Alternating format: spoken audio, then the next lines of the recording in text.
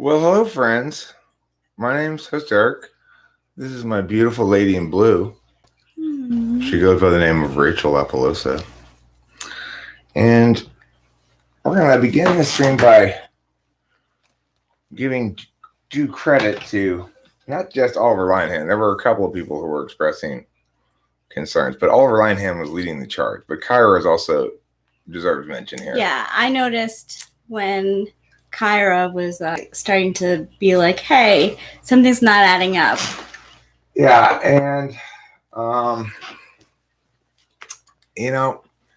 it goes to show you the limits of ENTP intuition. Well, and INFJ also. Well, I mean, the thing is, what happened there last night is that a very what I assume is or presume is a very smart and intuitive INTJ did a couple of things to set things up so that he would pass muster under my deliberative tests, or more like algorithmic tests, which is to say due diligence, check the source of the email, is it really that email address? And then intuition, is this person behaving in a way that's plausible for the circumstance? So one of the things that happened last night in that stream was I said, are you cool with me reading it out loud? And the person waited a long time, paused a long time, said, okay, you know what, just go ahead and read it out loud. This is one of the things that cued me, okay, it must be really her. And when asked to justify, well, why do you think it's really her and not someone else? I explained it's a phenomenon like the lyrics from Criminal by Fiona Apple. Namely, this is a reasonable verse. This is a not completely unrealistic or out of the range of possibilities response for somebody who's wronged somebody else. Winston's mom, we did not determine that. And we'll get into those deets as this progresses. But yeah, but what we did find out was it was not her. Correct. It was definitely not her last night. It was definitely her ex-husband or husband or whatever. Yeah. The thing is, the way that we know this is Rachel. Rachel texted her this morning saying, hey, we're a little worried. Can you give me a call? Because that's how we'd know that it was actually her if she spoke to her, right? But the ex or husband or whatever texted back saying she left her phone here when she bailed on me, and I'll let her know you're concerned whenever I next see her or whatever. Yeah, whenever I see her next, I was like, oh. So Bobby's son, important question. The answer is no, we don't know she's okay. We don't have any compelling reason to think she's not. However, this person executed their plan so well and successfully that I don't trust anything they say. Yeah, it was. You were right, Kyra. So yeah, you were. You also one for you and 0 for me. Yeah. Okay. But you were right. You were right, and the thing is, the reason I named Oliver Linehan specifically is because I gave him put your ISFJ-ishness away, mister, because your intuition is just being driven by your SIs. No, it's FE tool function. I've noticed before SFJs are very intuitive when it comes to things like that. How about Kyra with her? What was she using? Well, I think that's a feelings function. So in other words, Kyra is imagining the situation in terms of, if I were running Fox, would I do this? And she's saying, no. No. There's no way I would. It wasn't meant I would publish this whole mess in the way that it's being published here if I were she. I never do that process, right? I never say, would this make sense to me if I were her? I just evaluated sort of, is this a plausible way to respond to having cheated on someone? Yes, as per the Fiona Apple song. And is it a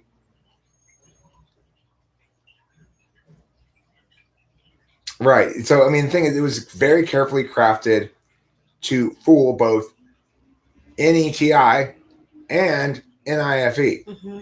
Because the thing is, key to this plan was recognizing that the particular access she has to us would be checked in certain ways, anticipating that it would be checked in certain ways, and then manifesting those things as means of controlling my perceptions or Rachel's perceptions. Now, the thing is, it didn't work ultimately on everybody. It did work on me. It worked on me too. I mean, look, I held off for a very long time because once I saw that Curious Kyra was kind of like, hey, this guy, like, this doesn't really add up. This doesn't sound like Running Fox to me. Then I was like, like, she could be right. But then Running Fox, the so-called Running Fox, said, well, if you want, I have Rachel's number. I'll text her. And I was like, okay, I believe you. You don't have to do that. Mm-hmm. The other interesting thing they did is accurately say what somebody in that situation might say, which is like, keep going back and forth with me, sobbing and blah, blah, blah. And it was very convincing. Yeah. So whether she slept with or whatever with, I don't know what, with Jeff Shaw, whatever happened there, we don't know if that's even true. All right.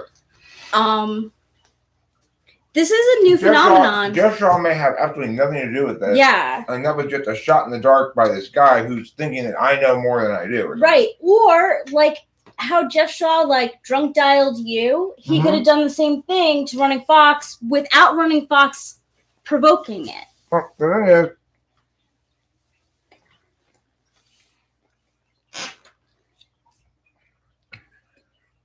that's another thing. Like, he knew that Jeff Shaw had drunk dialed me. Yeah. Yeah, that is.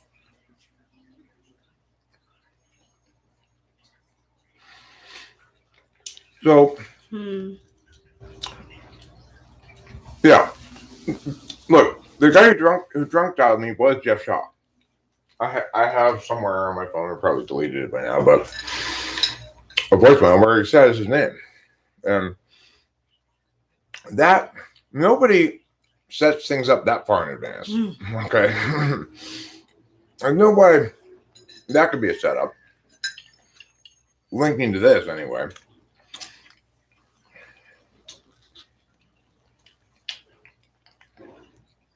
Hello, BNP.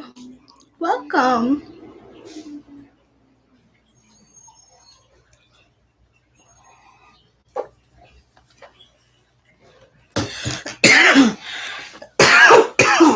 Personally, I'm absolutely. Thank you, PP. I'm absolutely convinced that Jeff Shaw is a distinct and real person. To the best of my ability that I can be.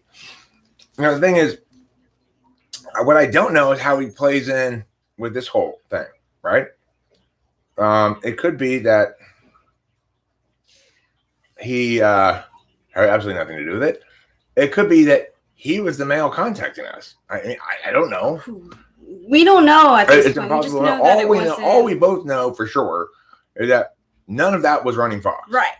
That's what we can confirm, Hambone, that last night Running Fox was not Running Fox who's speaking to us in the chat. Yeah. I'm So, see if we need food. I think it's really interesting how successfully he played that. I don't? Yes, I do. No. Hey, I mean, he's been here not that long ago. Briefly. He comes in, he plays his. I think he comes in occasionally to live streams when maybe he's been drinking or something. And he plays his, I'm going to make enigmatic gestures towards NI, suggesting that, basically his analysis subsumes my frame. Is his the basic gist of his push, right? It's not a particularly complicated or whatever thing. Okay, so I think there's one of your videos from back in October, November, where RF and Jeff Shaw clocked up 100 or maybe so comments back and forth. Maybe he just saw that and guessed at Jeff Shaw. Very, very reasonable point to make. Now, look, if you are being betrayed by your significant other, you turn into an incredibly powerful detective. I've been there. So, I'm not normally very good at being a detective at all. Like when Rachel and I started dating, it never occurred to me to like Google her or search stuff about her or anything. I figured it's SI, I'll know about her from my experience. That is SI. So I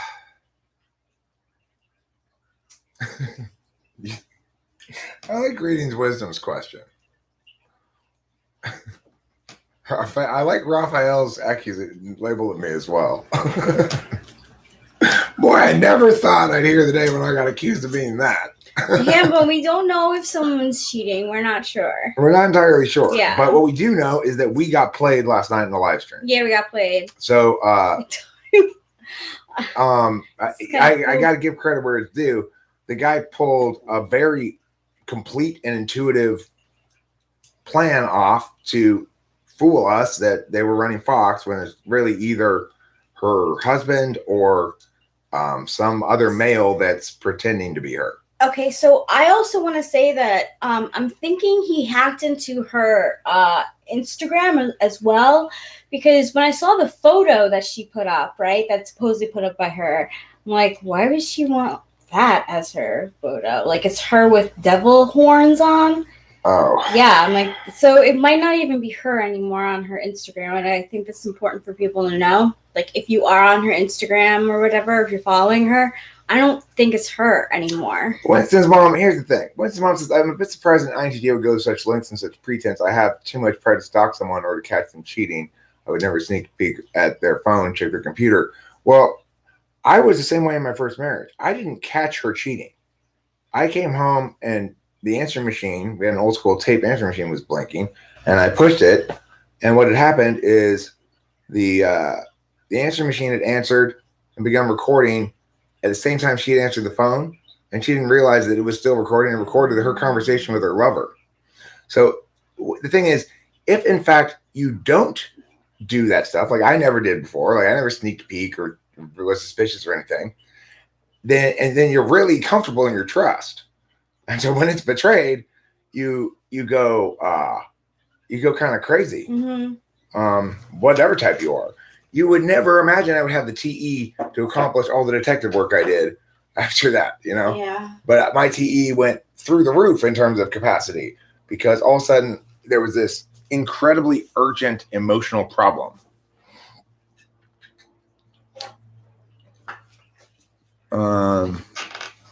So I also want to say to Winston's mom that it's actually kind of a new phenomenon that's going on with people who find out that their lover is cheating. The new thing is to spam their phone. That's like the newest trend. When people catch other people cheating, it's very easy to hack into an Apple phone. Like, it goes to your iPad, and if you have a laptop that's Apple also, you can find so much stuff. So the new thing is to call and leave messages on people's voicemails saying, hey, so-and-so cheated, just so you know, this is their husband or partner or whatever. I mean, like calling all their contacts? Yeah. Them know? Mm-hmm. I mean, the thing is about it, I don't necessarily appreciate being dragged into this by being tricked like that. But if in fact it is the case that the accusations are true, I mean, I don't consider that a beta move. I consider that proper justice making. You know, it's like I don't think including me without my knowledge and against my will is not cool, but I don't feel particularly damaged by it. But yeah, if in fact somebody cheats, I mean, you know, it's like, what am I gonna say? Don't do that to the cheater. No, I'm not gonna say that. yeah. So I don't know. But the thing is, I'm also not judging Running Fox if she did. I'm not saying exactly she's a bad person, excommunicado or whatever. I'm just saying this is the bag of shit you ordered online, had delivered to your house, opened up, and then put on top of your head. So don't be bitching about it, you know?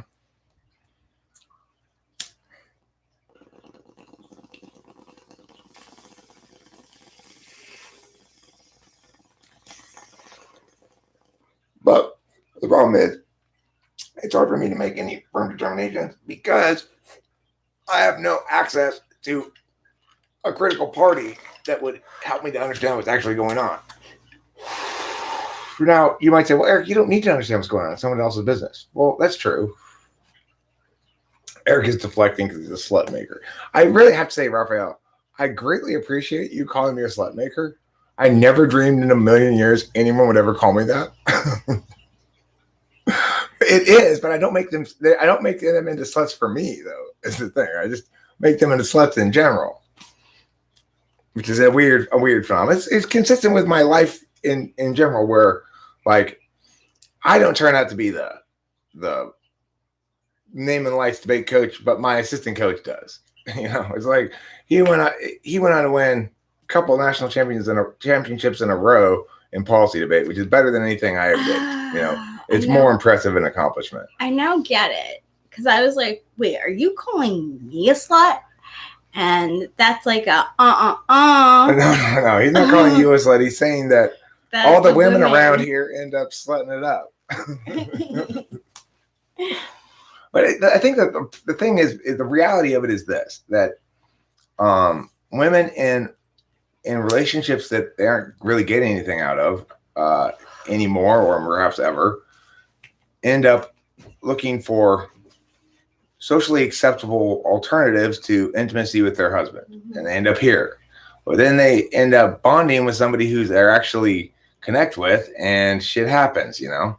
And that's where it's a matter of character. Do you choose to carry on in a dishonest fashion until you get caught or get away with it? Or do you choose a preferable course of action?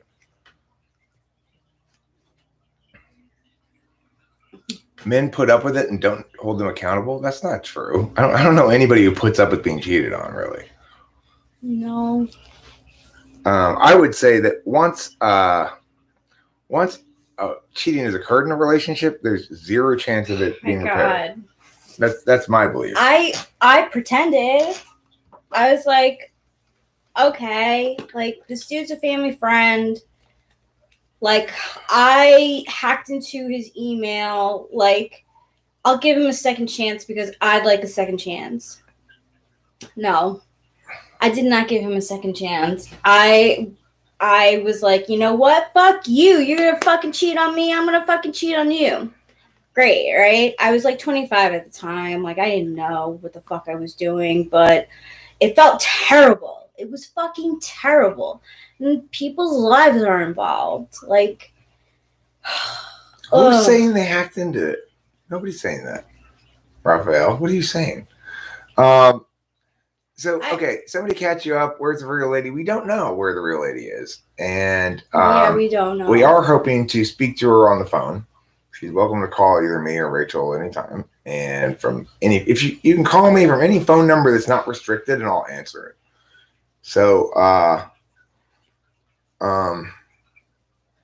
just so we know, because the thing is, the weird thing is this. It's like, because this guy pulled off his operation so deftly, the answer that we got from him that would normally deflect my suspicion, which is him acknowledging that it's him and that he has her phone because she left it there when she bailed on him. Yeah. That perfectly reasonable sounding thing now makes me suspicious because he's very good at at managing people's perceptions. Maybe it could be an INFJ. It would seem more likely that an INFJ would pull this off, maybe than an INTJ. But it's chock full of NI one way or the other. It is chock full of NI. Well, I don't even know if she left her phone there because that's what he said. She has right? No, he didn't. What did he say? Exactly. Just that she left. Well, but he's texting from her phone, right? Yeah, but see, that doesn't add up either. Okay, well, what does it say? It says, sorry, Rachel. Jennifer left her phone here. Oh, sorry. You read it to me before, so I remember. I'm an ass. Sorry. So read the whole thing. Jennifer left her phone here. But I still don't believe it. Here, when she decided to move out, I'll let her know you were trying to contact her whenever I see her next. Not sure when that will be. But see, it really is fishy to me because don't show the phone number though. There's no. It just says her name. All right, cool. So these are conversations that I had with her in the past. This is me in the blue, and then it's me in the green. This means iPhone. This means not iPhone. So something's up. So in other words, maybe he's what's the word? Emulating her SMS on a different phone. Mm-hmm. You know? That's what I'm thinking. Spoofing. That's the word they use. Spoofing, right? I didn't know that was the word. So the thing is, well, but here's the deal. What we have is conflicting evidence here. On the one hand, since Rachel says that, I guess if she's talking to another iPhone, her thing is blue. But if she's talking to another not iPhone, her thing is green. Mm-hmm. But she's not. I don't know if she's exactly sure that that's exactly the rule. But it is the case. It is the case that for sure that all of her text, all of her stuff with this person before was blue, and until yesterday when all of a sudden it was green. So I don't. It's suspicious. I'll take Rachel at her word that that's why it is that way, but I don't know. But it's indisputable that it looks different than it did before. Also, Jeffrey's mom asked that you see Chloe at 5 today. Yeah, I already confirmed. Oh, okay.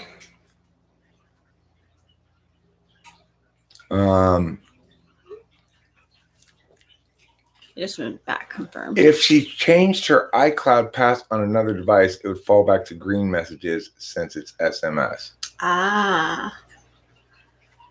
I see. Okay. I mean, I don't know. It's like Rachel's the one who's been chats with her occasionally and stuff. Yeah. I've never really. I think she may have contacted my phone before, but I think that I didn't have her as a contact. So the number that called me last night, I have that number. It shows in my phone. I don't know if that's Running Fox's number or not. We could check against it in your phone. Yeah, we could. But I didn't have her. I don't think I have her saved as a contact. So I don't know really if she's called me before or not, I guess. Which is kind of unfortunate. Yeah, Raphael, don't say that, okay? Yeah, really. It's like, what if it's true? That is not funny, yes. I mean, the thing is, we don't actually have, it's important to remember this. We do not actually have any reason to believe, specifically, that there's anything worried, anything wrong at all. In other words, there's no reason to believe she's been harmed. Thank you, Pee-Pee. There's just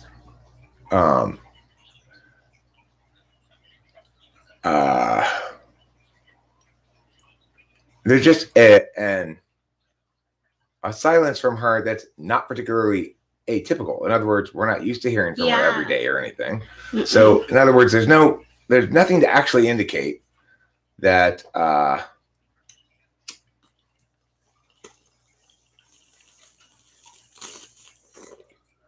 Okay, well, Curious Kyra informed us now that she talked to the guy for about 3 hours late last night with Joey, Cloud, and Zandy.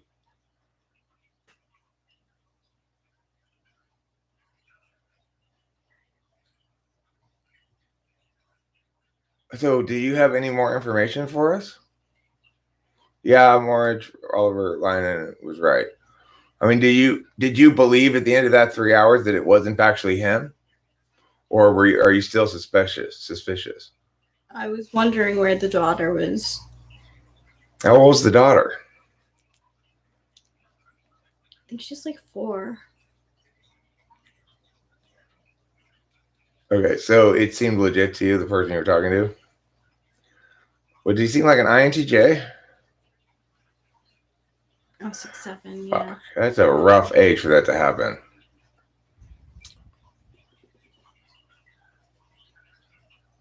Maybe ISTJ? I mean, that was a clever fucking. But I mean, like I said, being cheated on gives you superpowers. Yeah, you. So you never know. After all, Oh, an thank ISFJ you, was the one who Phoebe. kept hammering the fact that I shouldn't believe this, and that's not an intuitive. So there you go. Thank you, PP. Yes, that's the yellow that matches Daddy's shirt. I hope so too. I hope she's all right. I don't know. I don't really care what happened either. Like, I just hope that she's okay. Like, that's. Yeah, morale. Exactly. Thank you, PP. I make sure I remember this really sad moment when I was telling Delilah when she was like 2.5 or something that she was going to go see her mom at her grandma's house pretty soon. And she was like, well, when's Mom coming back here? And I said, well, she's going to be at grandma's from now on. And Delilah like said, no, she lives with us, and burst into tears. And it was really fucking brutal. Anyway, but you know, right. the nice thing is 2.5. She doesn't exactly remember it really, you know. And 6 or 7, whole different ball game.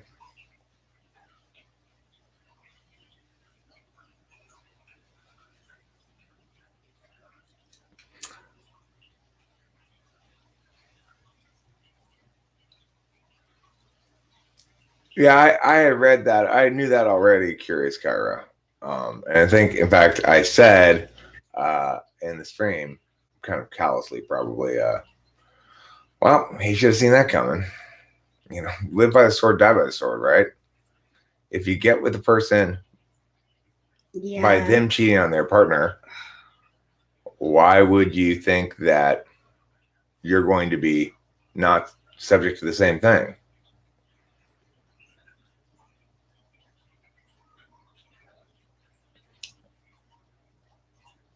It's kind of karmic balance there, you know. I'm glad that when I was the other person, when I was the other man, that it didn't work out at all, and that I suffered a lot through the process. Yeah, because it feels like I don't have any karmic burden still to pay on that. She dragged me through the fucking ringer, so it's just like. Yeah. Bye, greetings, wisdom. Yeah, cause and effect. It really happens. I mean, here's the thing. I don't know, and none of us do, that Running Fox is cheated. In fact, I never even heard from the purported so-called Running Fox exactly that she did. I heard indetermination regarding that. Like, well, I definitely had an emotional affair, and I was planning to go cheat. So we don't actually know if Running Fox is cheated. One possibility is that the story that the guy was telling, which is that Running Fox was trying to tell the guy that she wanted out of the relationship and that there wasn't any other man, that could still be her story. and he's trying to find proof that there is another man. So, that's these. What exactly happened here? We do not know. We do not and know. We don't have enough information to know. We just know that if you're being contacted by her, be careful because it might not be her. Probably isn't at the moment. Yeah. The thing is, you might very well say, Eric, why are you talking about all this stuff at all? Well, of course, because we got bamboozled by this guy, and we became part of the story when he used this forum to do his detective work or whatever it was. And either his detective work or his justice wreaking. And then he said to say, hey, no, look, it's really running Fox. He said, I'll text Rachel right now. And I'm thinking, I was like, you don't have to do that. I believe you. Okay, yeah. And there was a lot of effort was put into being convincing, saying she was drunk right now. Yes, and I believe that too. The big pause before agreeing for me to read the email out loud. I let him draw me in. I mean, it's not always the case that when you get fooled, you did something wrong. In fact, I would approach the situation the exact same way again. I have a question. Yep. Non-related. How do you spell pageant? P-E-A-G. P-E-A-G. A-N-T, maybe? I mean, the thing is, you have to make a choice, good mother. Do you operate through the world with a fundamental frame of trust and giving people the benefit of the doubt with a requirement you do due diligence? That's basically mine. So I did due diligence. I checked to make sure it was really her email address by seeing if it was the same one she'd emailed me from before.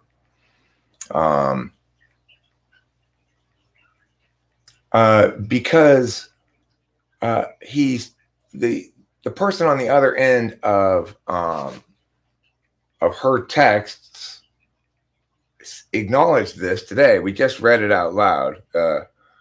He says, can you read it again when you get a chance? Yeah, absolutely. I'm just making a post about Kitty. So it's basically the reason we know it wasn't her is because he's acknowledged that. Okay, so this morning I texted her and I said, hey girl, could you possibly give me a call? We are a little worried. And then the person wrote back, who is this? Sorry, my numbers got deleted. Is this Rachel? I said, yes, this is Rachel. Eric, if you're interested, would like to video conference with you down. Then I get back, sorry, Rachel, Jennifer left her phone here when she decided to move out. I'll let her know you're trying to contact her whenever I see her next. Not sure when that will be. And I said, thanks for the clarification. We appreciate it. He responded, no problem. And thanks for that, Raphael. I'm still holding on to those €5. I'm waiting for my opportunity to spend them in Europe. Ooh. No, well, I mean, good mother, the thing is, you always have to make some sorts of decisions with incomplete information. And so the standard you want to hold yourself to is that you made the right decision given the information you had. Now, someone might say, no, Eric, you should deferred to requiring more confirmation. But, I mean, that's a loser's game, right? Yeah. You could always say that for every mistake until you never make any choices. So instead, it's like poker. If you've got your money in with the best cards and the best chance to win by a substantial amount, then you made the right decision, even if they get lucky and you lose. Well, Sarah ISFP, it's a new phenomenon where people who get cheated on or think that there's something going on with their partner spam the partner's phone and let everyone know, hey, this person is a cheater or this person is so and so. So it's they spam. Well, good mother, I mean, the thing to note here is, for me, it validated on an eye level. So I was like, is this something that someone who had just cheated might do? And the person who was faking being her gave a lot of good cues to make me conclude, yeah. In other words, if somebody's going to come in here and game, what do you call that? Like in those movies, like a caper, but a job, you know, they're going to have a con. They're going to run a con. Okay. If somebody's going to come in here and run a con on me, and they're smart and intuitive, they will always be able to do that. And you wouldn't want it any other way, because the reason you're welcome here, despite being rather abrasive right out the gate, and that none of your like previous kind of harsh statements stick to you in a negative way. I do want to mention that I have I've talked to Running Box before through Instagram and, you know, my private number, my cell phone number.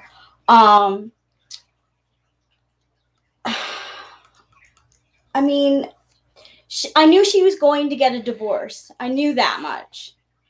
And there wasn't any signal that anything was going on just as she was getting a divorce. Like, that had been decided at that point.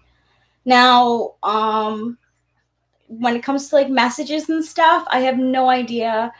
And whether she cheated or not, I don't know about that either. But what I do know is that there was a divorce in the works. Most significantly, what I want to get across here, the most important point to get across, is that it is not preferable to be so skeptical and untrusting as to not be susceptible to what happened last night. That's not a preferable reality. Like, it does you nor anybody else any good to go through life assuming everyone is shitty. Instead, you got to go through life assuming everyone is basically honest and good. And then you can have lots of fun and good engagement with people. And it will also make you susceptible to being fooled sometimes. Yeah. But you can't have both. Note that. If you're never susceptible to being fooled, then you aren't open enough to have a good time.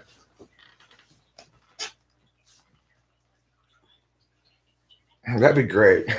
Hi, divorce court jury. Hi. We don't care who you pay money to or whatever. It's fine. We're just shooting the shit. Your Honor, I object.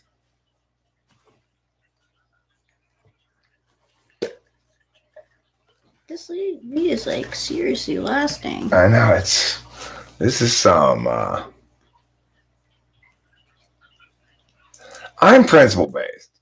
Okay, I'm principle based. Yeah, you are. Good mother, which means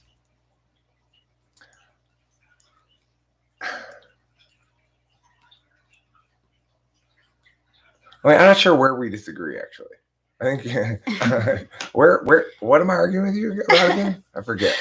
Can you refresh my memory about what I'm arguing with you about? That you're involved with this, so somehow you're also wrong. Oh no, I remember, because Good Mother's basically saying I should have seen it coming. I should have. Oh hell no! I shouldn't have been so gullible, or I'm too trusting, or something. I disagree with that. Look, it's not a good idea to be so untrusting. It honestly, she shows up enough in the chat that it would be like the only time that I started questioning things was when hi Pee-Pee, Curious Kyra was like, this doesn't sound like Running Fox. And I was like, oh, maybe it isn't. I'm going to hold back. And then when he said, hey, no, like, believe me, I'm Jen, like, I'm Running Fox, like, I'll text Rachel. I was like, no, I believe you. You don't have to do that. But the thing is, it's interesting you say, I care about the feelings of badly behaved women more than me. I mean, I'm shocked to hear myself accused of caring about people's feelings too much. It's kind of like, wait, so today I've been accused of being a slut maker and caring about people's feelings. Wow, who said that? Those are two things I never expect. We've a slut maker before, right? Not that no. I know who called you like caring about people's feelings. Yeah, good mother. But it's just so. I think. Well, I mean, people's relationships. Look, good mother. The thing when you asking that question shows you that you're not very principle based, actually, because you know the answer to that. I've already gave it. I spiked that out. You chose to ignore what I said because you prefer to make your point than to be wrong. That's not a principle based approach. Oliver Linehan here is it? So what was my answer? Do you remember? Show me that you're capable of a principle based approach by telling me the fuck I did. I mean, so not only are you not principle based, but you're completely irrational. I didn't cheat. I was talking about when I was the other man. I wasn't cheating on anybody. She was.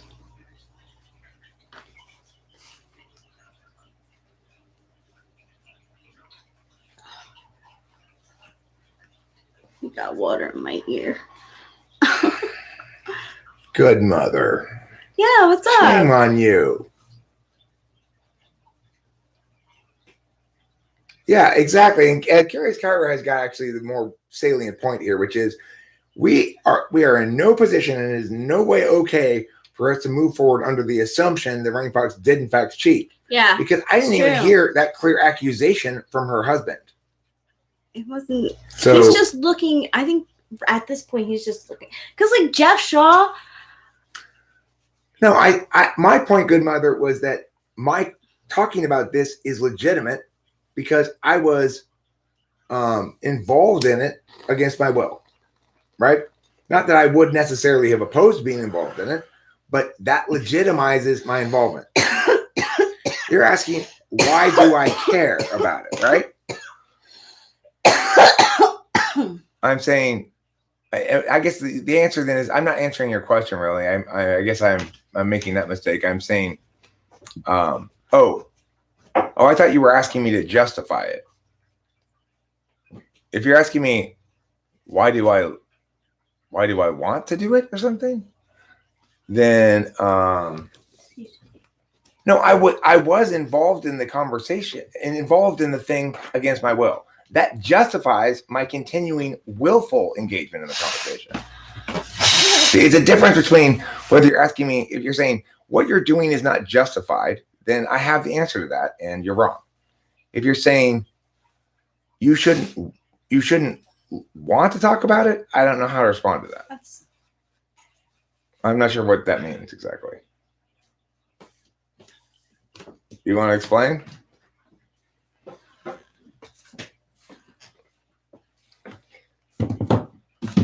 I was thinking this whole thing made me think how it's so nice that like our emails are linked. According to your latest scheme, STJ should have problems in the external metaphysical world for they only have NENITIFE in their last 4 slots.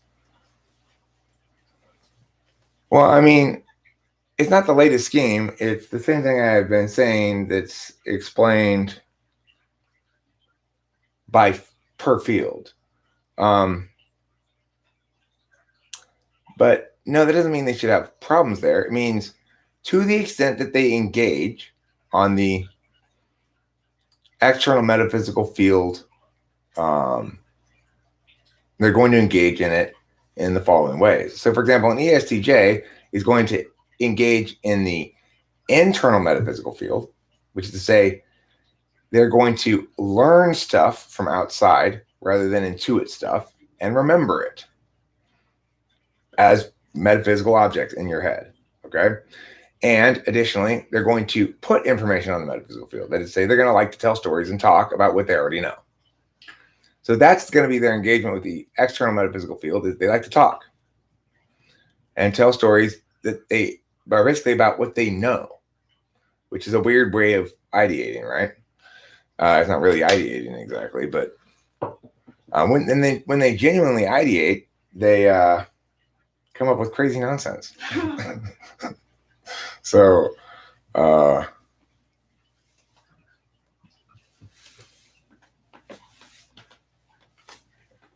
I do. Those things aren't exclusive of each other. In other words, being a human being with interests. I mean, Running Fox is one of Rachel's friends. So this has happened to one of her friends. Running Fox is a member of the community that I value. I've always been an involved member of the community to the extent that people want to involve me. I answer people's phone calls. I talk to people. Dude, yeah. You know, it's just how I am. That's part of why I'm qualified to be president, is because I don't separate myself and say, oh, well, I'm too good or important for this because I'm going to be president. I'm not susceptible to that kind of wrongness.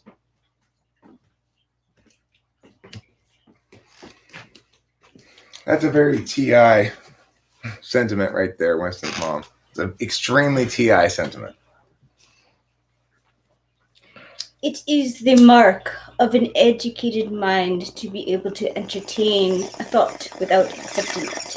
Aristotle on metaphysics.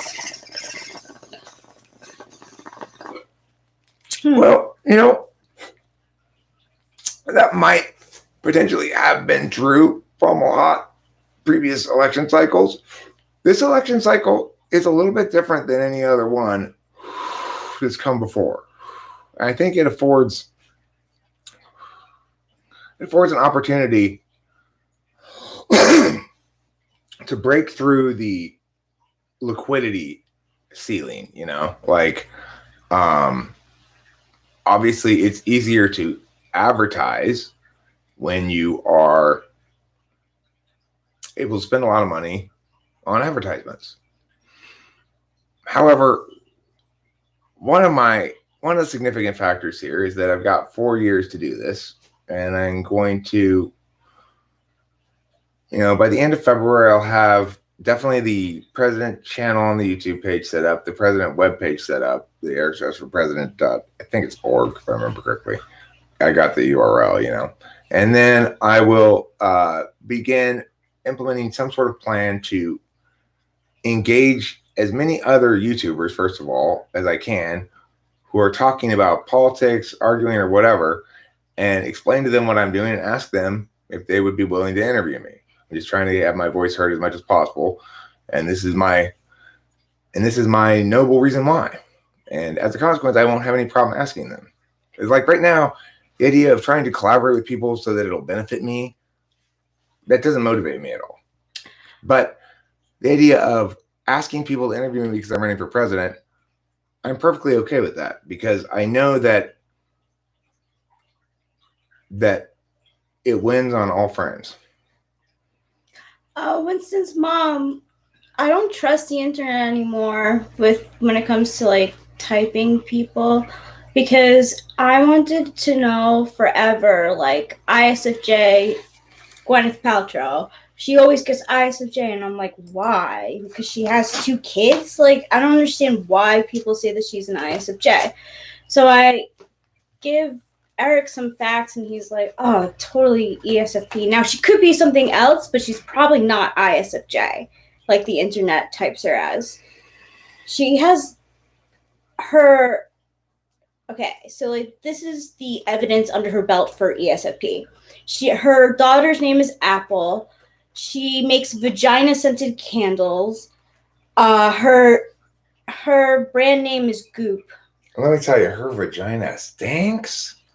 That's why there's the candles. I mean, I've never been with her, but I once sat at a table about like a full restaurant across from her.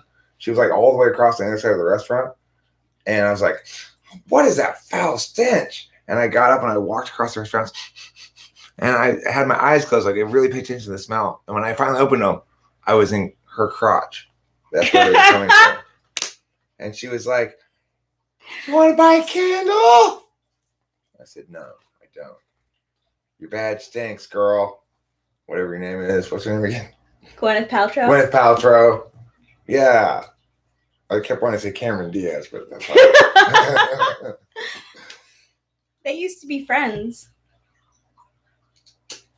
I, not even low key, I high key love celebrity gossip. So, yeah, Winston's mom, I don't know what the governor is either.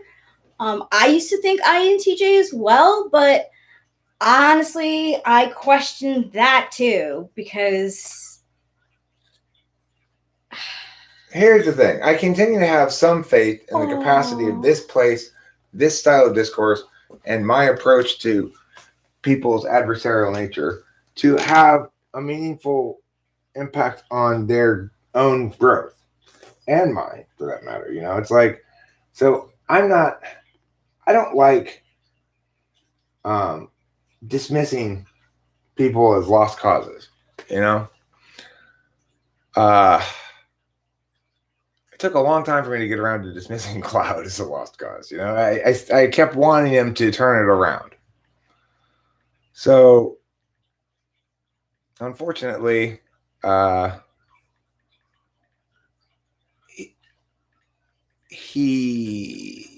like, okay, the thing is, but you see, I still end up giving him plenty of second chances. He's here right now. I banned him. I timed him out right away because I realized after I had left streaming last night that Cloud had pissed me off successfully. And so I resigned. I told myself at the time, next time I see that fucker, I'm timing him out. Don't piss me off all the time, Cloud. It's like, God, I let him have my headspace again.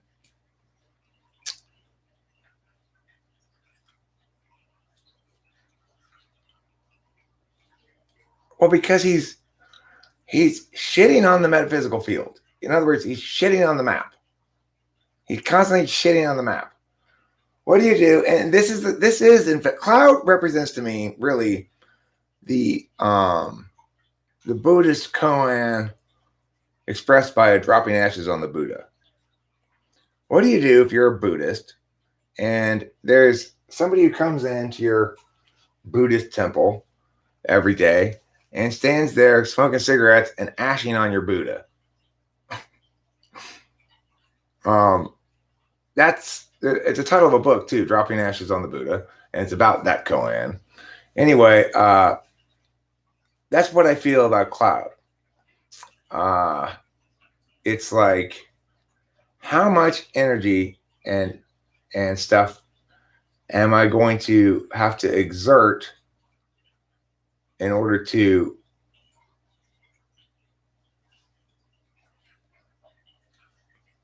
manage this element that it seems to be like it goes from trying to frustrated to toxic to regretful to trying to frustrated to toxic to regretful over and over and over again.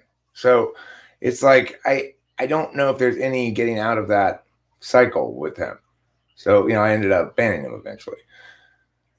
No, he had a long time, and I keep expecting somehow that, because it's my nature to expect it, that the new experiences, new words and meanings that are said by me, like these ones, will meaningfully impact him, that I'll see actual growth.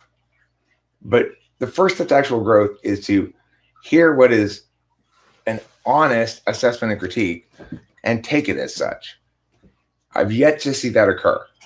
So until Cloud wants to listen to what I'm saying and take it seriously and sort of come to terms with some humility that, you know, I don't know if there's really anything to be done, you know. It's going to continue to annoy me that he's littering, basically. You know, he's littering in my house, and I don't like it. But the thing is, I don't believe that that's necessarily the case for everybody who causes problems. I think that's the exception, right? Like, I've seen it with ESFPs before. It's not his age, it's his type. I've seen this with at least 2 previous instances of ESFPs, Chloe and Courtney, both of whom were way worse than Cloud, frankly. But it's the same pattern, the same cycle of trying, frustration, toxic, regretful. They never seem to get out of it. And the thing is, I'm somebody who, if I see you're trying, that's good enough for me, right? Because it means we're on the same page. Except, unless you're an ESFP, it doesn't mean you're on the same page. You can't trust them to stay on a page. They keep going back to their page, whatever arbitrary page they want. Even if they're on the same page now, it doesn't stick. You can't rely on it.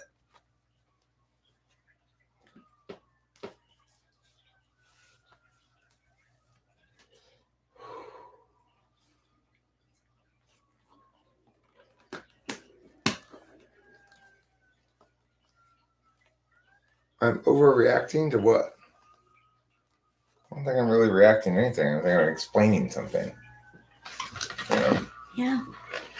That's part of the problem. Is like, I would like to see progress or some way of bridging the gap that exists between my words and your ears.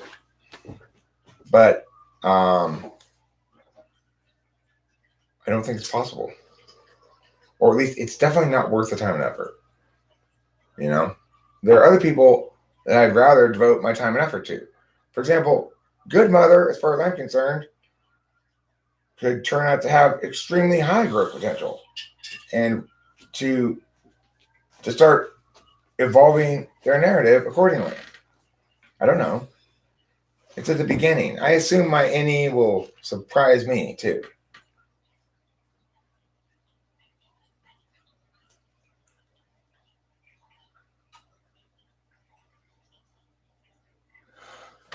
Some people, it depends on the people, Lauren Cuthbert. That's true.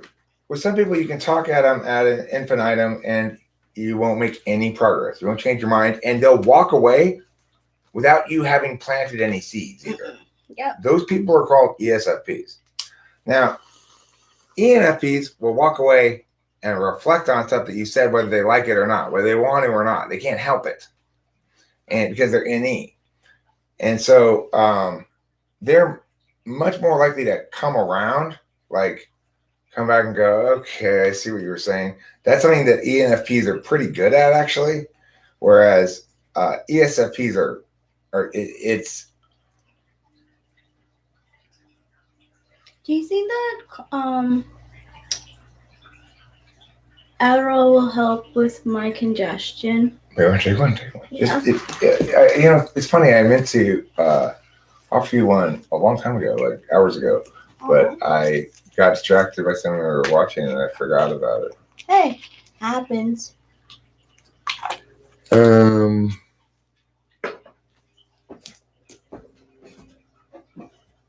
Your ear started hurting too? Well, that's because sinus congestion is digitally contagious. It's what has happened is the sinus congestion virus has evolved into a binary form. I like your name too, Mr. Offerson. I like you're referring to him as Mr. Offerson as well. I think that's fantastic. Not everybody hates on censors. Okay, I am not hating on censors. Oliver Linehan, the hero of this live stream, is himself a censor, an ISFJ that I tease for being like, oh, Oliver Linehan, your ISFJ intuition is not good enough, and I got the living shit schooled out of me. Yeah, we did. Me too. So do not underestimate the censors. I have a question. Oliver Linehan, do you associate yourself with an ISFJ as an ISFJ?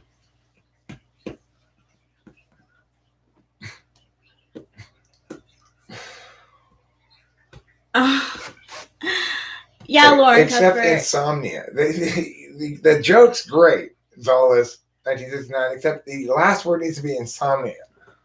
There's nothing a little Adderall can't cure, except perhaps insomnia. Right? That's a great joke. That is a good joke. You got it backwards. You know what? I'm realizing What? Okay, so I used to watch the show Marvelous Miss Maisel with my dad mostly. Sometimes my mom would join us, but mostly my dad. And like, I'm watching it again for the second time, and I told you about Joan Rivers' career. But I don't find her funny. Like, I'm not finding her funny second time around. And I'm like, ooh, that's like not good.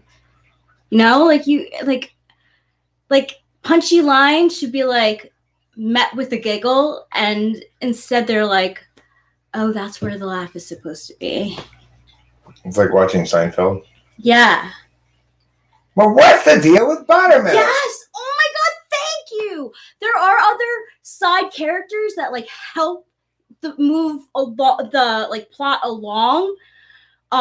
Like there's this like her mom is this very like upper class like Jewish woman who just like has no care in the world, and I think she plays like a very nice four, like a four who's, you know, upper class and can't bother with the rest of the world. She's got one care, pork. Boom. See, that's a good joke. That's a good joke. I want to make my Jerry Seinfeld joke, okay? Oh, so this is a Jerry Seinfeld joke. What's the deal with buttermilk? What happened there? Did they start churning butter and stop halfway through? Like, that's like a Jerry Seinfeld joke. Oh my God, it's such a good impersonation. Oliver Linehan. No, I meant more like, do you like when you test as it, do you test as ISFJ?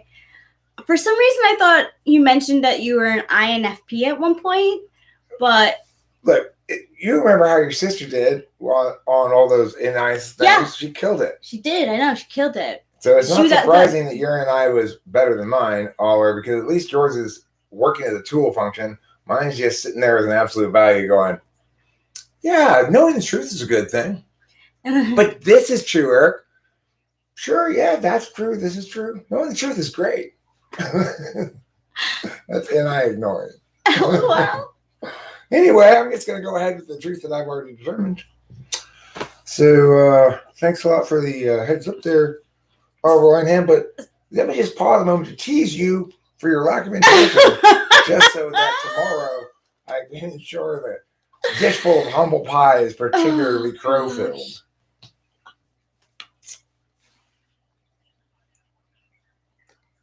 Oh. Well, Oliver Linehan and host Eric, do you think that Oliver Linehan is indeed an ISFJ? Yeah, I do. It's pretty big news. I do think so. And, you know, ISFJs actually, this is very consistent with my mom, Dave Porter, Jewel, ISFJ, your sister. They all rather delight in opportunities to engage in what's sort of, I guess, stereotypically NTP kind of stuff. Mm-hmm. Like they may not be like as cocksure. Thank you, whoever it was that introduced this word again to me the other day. Somebody in a live stream used it, and now it's back in my vocabulary. Could you pass me the tissues? I mean the paper towels. They're behind the TV. Looks like you're feeling pretty cocksure about yourself there. That is a great word. Who did introduce that back to host Eric? He made the grandiose assumption that multiple relationships mar you, and he said that he would never date someone who's been in a single bad relationship. Who said that? Yeah. I never said that.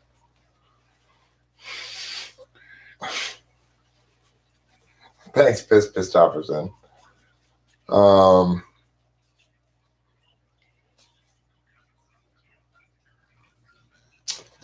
Who knows your sexual history? Who is assuming that? I want to know. I want to know who is assuming it now. Because I'm assuming you're a virgin. I assume every woman I see is a virgin unless I see her actually be pregnant. I'm assuming it's either, her sister's kid or whatever. That's me. Yeah, you're a virgin. Mm-hmm. She's virginal because she's not married, never been married, doesn't have any kids. She's not pregnant. That means she must be a virgin. That's how it works. That's why I'm a virgin too.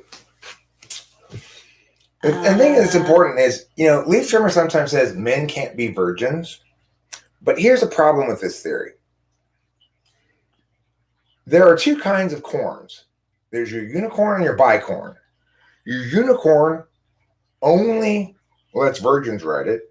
Your bicorn never lets virgins ride it. So, in fact, if a virgin gets on a bicorn, it makes the bicorn sick. This is something I learned from Dorohedoro. You'll get there eventually. I'm rewatching Dorohedoro with Rachel because I think it's so worth rewatching. But the one that we're both fucking kind of like blown away by is Durarara. I'm geeking out on it, legit. Durarara is pretty fucking great. I honestly can see myself geeking out on Dorohedoro too because it reminds me of like when I watched Breaking Bad, I felt a little scummy. Like what was going on was a little scummy and like I had the inside to it.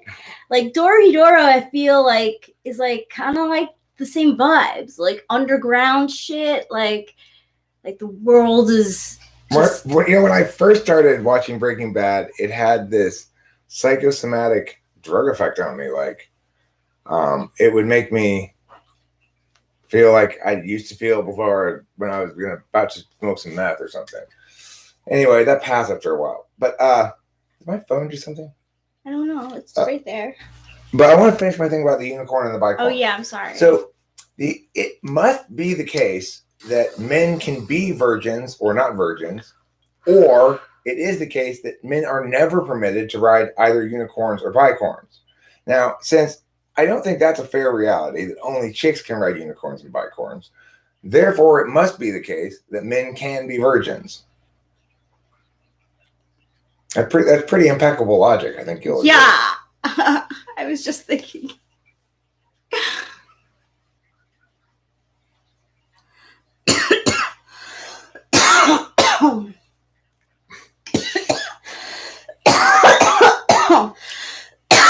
Is the term aimed to destroy FI?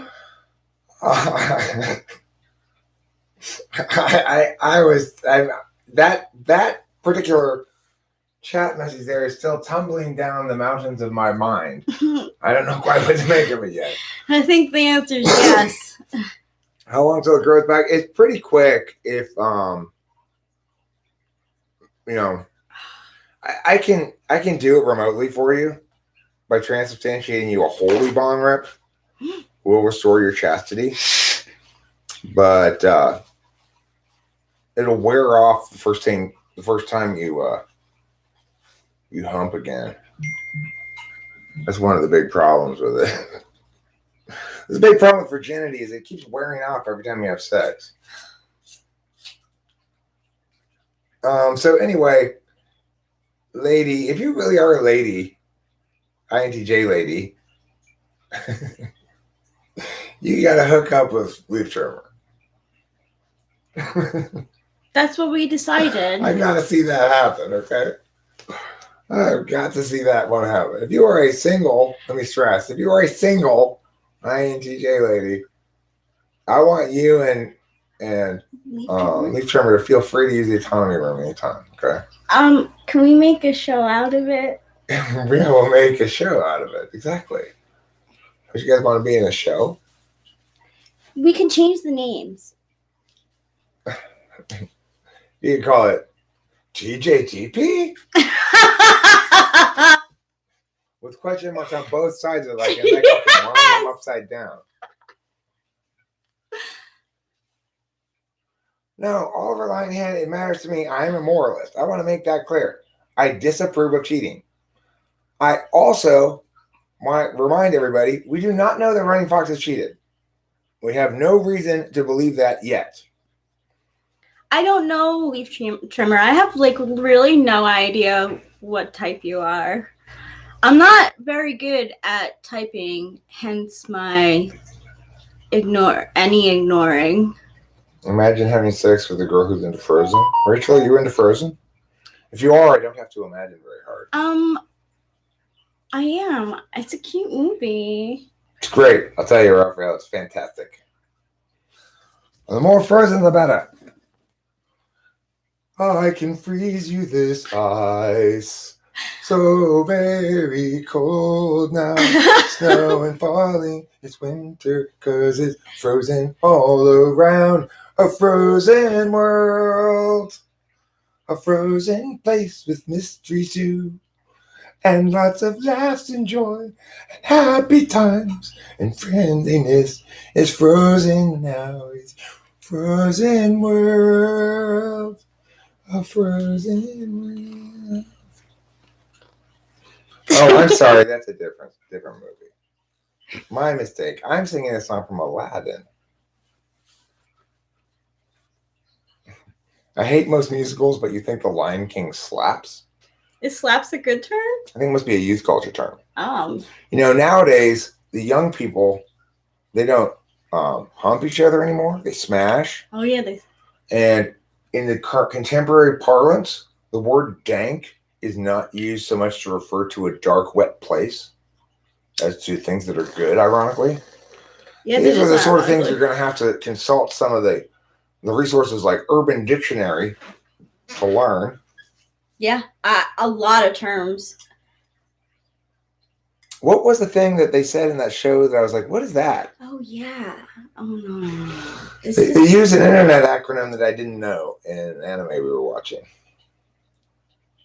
Eric, I need some what is the funniest way to spend the next 20 years? That's a fantastic question, Cloud. That question makes me glad you're here right now. What's the funniest way to spend the next 20 years? I mean, probably it involves porpoises.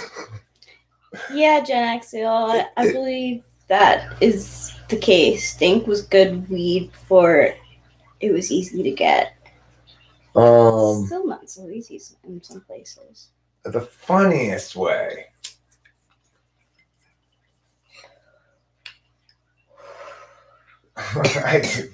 It's a great question. I don't know. It involves maple syrup somehow. It involves porpoises.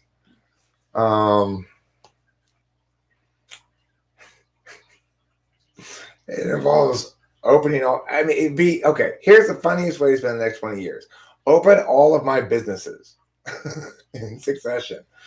Open Food Cube Caliente. Open Wrong Hole, the restaurant that only serves the anuses of various creatures.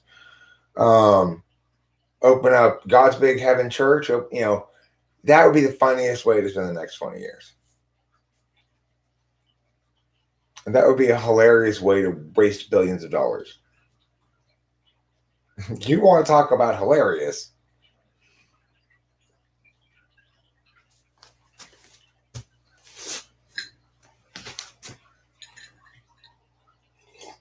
A whole new world. A new fantastic point of view. 'Cause I'm flying high. Oh my gosh. That sounds super gay. How has Disney not hired you for some voice acting? I don't know. I'm a you would be the image funniest. For Jasmine. I would be the best Jasmine. They should hire me to be Jasmine in Aladdin on Ice. Right? Yes! I actually saw Aladdin on Ice. Oh, Aladdin. ENTP. I'm a tough, big-titted Middle Eastern woman. Don't you give me any sass. That's the exact lines, Pee-Pee. Yes, that's exactly the way it goes. Daddy is such a good actor. You know, in Aladdin, it is the case, though, that when Aladdin climbs up to the balcony and the tiger's there, I had a copy of it on, I guess, VHS when I worked in a special ed classroom with little kids a long time ago. And that picture long ago? Yes, that was exactly the classroom that it was in. Cool. That was the one. And somebody told me about it, and I listened to it, and it was clear. You could hear clear as day. Thank you, people. When he comes up on the balcony, and they cut it away from him, and they show the tiger and Jasmine for a second. You can hear somebody say clearly, yes, take off your clothes. Yes. It says sex in the sky. And it says sex in the sky. Does it? Yeah, there's some like dust. And it says sex. Or maybe that's the Lion King. That might be the Lion King. But when I heard it on the video, I was like, wow, that's not even like, it's not questionable. Like, oh, it sounds kind of like that, but it's not really. It's cut and fucking dry. Yeah. You know? Like, have you ever seen the boner priest at Eric and Ursula's wedding? No. Yeah, there's a full-blown boner. Boner priest? A boner priest. Yeah. There was also a giant cloud penis in Little Mermaid. Yeah, there was on the cover. It was not even a cloud. It was like the mermaid's kingdom had a penis. Lauren Cuthbert, I've got some great news. It turns out they're all actually just hangry people. They just need to eat. They're a little frustrated right now.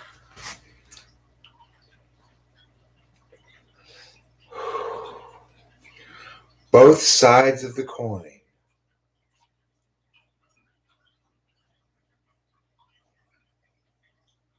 There's no bro code, okay? You're all good tonight, so. What bro code is there, really? I mean, I guess a bro code is basically, in my mind, like you don't jump on your friend's ex-girlfriend as soon as they break up. You know, you have to wait a couple of months or something. Like that's part of the bro code. And if you are really into a chick, even if she's not into you, unless she's super into your friend, then he shouldn't be swooping, you know? Bro code. Like that's bro code stuff, bro right? Bro code, yes. It's totally bro code. Don't snitch on what your bro does on vacation. Ooh. I mean, if someone's going on vacation with me and they're cheating on their significant other, secretly trying to get away with it, they're not my bro. You know, that's not the sort of vacation I'm interested in facilitating or being a part of.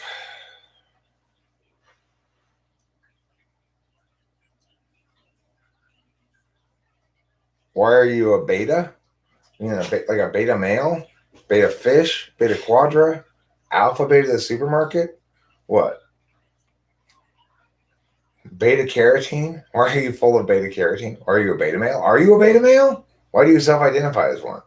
I mean, I do, just sort of, I guess, to be encouraging or something. But you know what's nice is that I'm such a beta girl that it makes your beta maleness. I mean, the fact is, Rachel can attest to this as well. I actually am pretty much of a beta male, which is to say, I'm assuming, just like she's saying she's a beta girl, she's assuming too that I'm the one who's going to get in trouble. She's thinking she's the one who's going to get in trouble. Neither of us think of ourselves as the person who gets the other one in trouble. No. Now, the thing is, of course, if she were doing something bad or whatever, then I think of myself as the person who makes sure this doesn't become a problem by evaluating and correcting all the statuses. If I have somebody who can't or won't cooperate with me in that, then that relationship won't last. But the thing is, Rachel, it's like we both, our primary concern is avoiding giving the other person reason to bust us. Oh, how? But of course, given that, neither of us needs to worry about it because neither of us is looking to bust the other. Are we like the baseball players in the sky who like are both like the balls come, we're both like, we got it, no, you got it. And then one of us. No, we're like the headless lady and the doctor, right? Yeah. She wanted her head back, not because she wanted to leave him, but because she was afraid if she didn't have her head, that she might die at any minute and be taken away from him. He didn't want her to have her head because he was afraid as soon as she got it, she was going to leave him. That's totally like us. And then they go, oh, we were both being silly. Yep. And they lived happily ever after. Her with no head, him with a head, her with black smoke coming out of her neck, him with no smoke coming out of him at all. Yeah, she's like, I don't even know if I want it anymore. Yeah, she's like, I don't even need my head because I so love giving you head with my black smoke. Probably wonderful. It's probably very interesting. Yeah. Getting a BJ from a lady who just has black smoke coming out of the top of her neck would be a unique experience. Yeah. So that doctor, men have a lot to say about women's shirts. Do they? I don't know any men who have much to say about women's shirts. Hey, good mother, those are called blouses. Okay, get it right. They're called blouses or tops. They're not called shirts. Women don't wear shirts. They wear blouses or tops, or they wear an ensemble. Perhaps a coverall. Perhaps a throw over. Perhaps a bunting of some kind. They're called frame bunting. And const. Nice blouse. Women may enconch their torso in garbage, which is to say garbage, but they don't wear shirts. Okay, no self-respecting woman wears a shirt. I wonder how Eric will respond to truth stated by Good Mother. It's not nice for women to take advantage of the power dynamics. What does it mean to take advantage of the power dynamics? Because my experience in my last relationship was that by some sort of objective calculus, there was a power differential in my favor. And yet I was the one being abused. In this relationship, by any objective calculus, there's some sort of power differential in favor of me again. And yet we have a perfectly happy relationship. So power differential in a relationship that can be measured by outsiders is not relevant because it's how the two individual people feel about the exchange of power within the relationship that matters. Healthy people have a comfort with exchanging power. If I have to get my way one time, I want to make sure she gets her way legitimately equally one time so that ideally we don't ever have to get our way. We're both in agreement, right? It ends up working like that. I want to say that I feel that men have a lot to say about women's hair. They don't really say too much about women's shirts. I mean, I did see a YouTube where this girl, like, she's probably ESTP, got into like a verbal argument with the guy who was like catcalling her. But that was like once. In a relationship, I think guys have a lot of guys have a lot to say about women's hair. It's weird. It totally depends on the person, right? Do I have things to say about what you wear or how you look? No. No. Do I have an opinion about what your hair looks like? No. Or I have an opinion about what clothes you should wear? No. Why would I? Exactly. I don't even have an opinion about what clothes I should wear half the time. Thank you. You know, it's like, why waste my energy on that? Thank you. Exactly. I like to experiment with my hair because I feel lucky that I have hair. Rachel, I want Rachel to get what Rachel wants.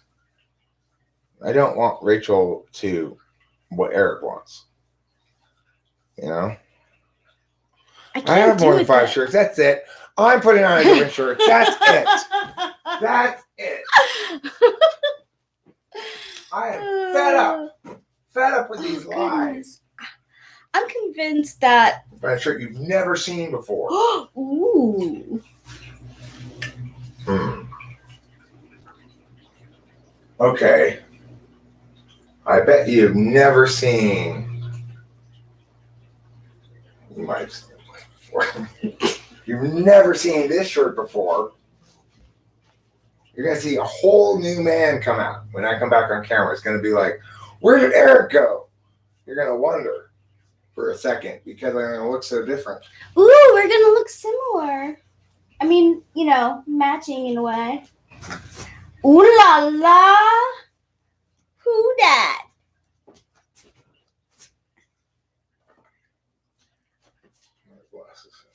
Yeah, he needs it too. Ooh la la. You look like a gentlemanly man from the 40s. Now am I a lot more respectable? I should get some fake glasses. These are actually my reading glasses. I can't wear them. You can't wear them, they'll hurt. When I'm normally going about my business. Lee Sherman might go gay.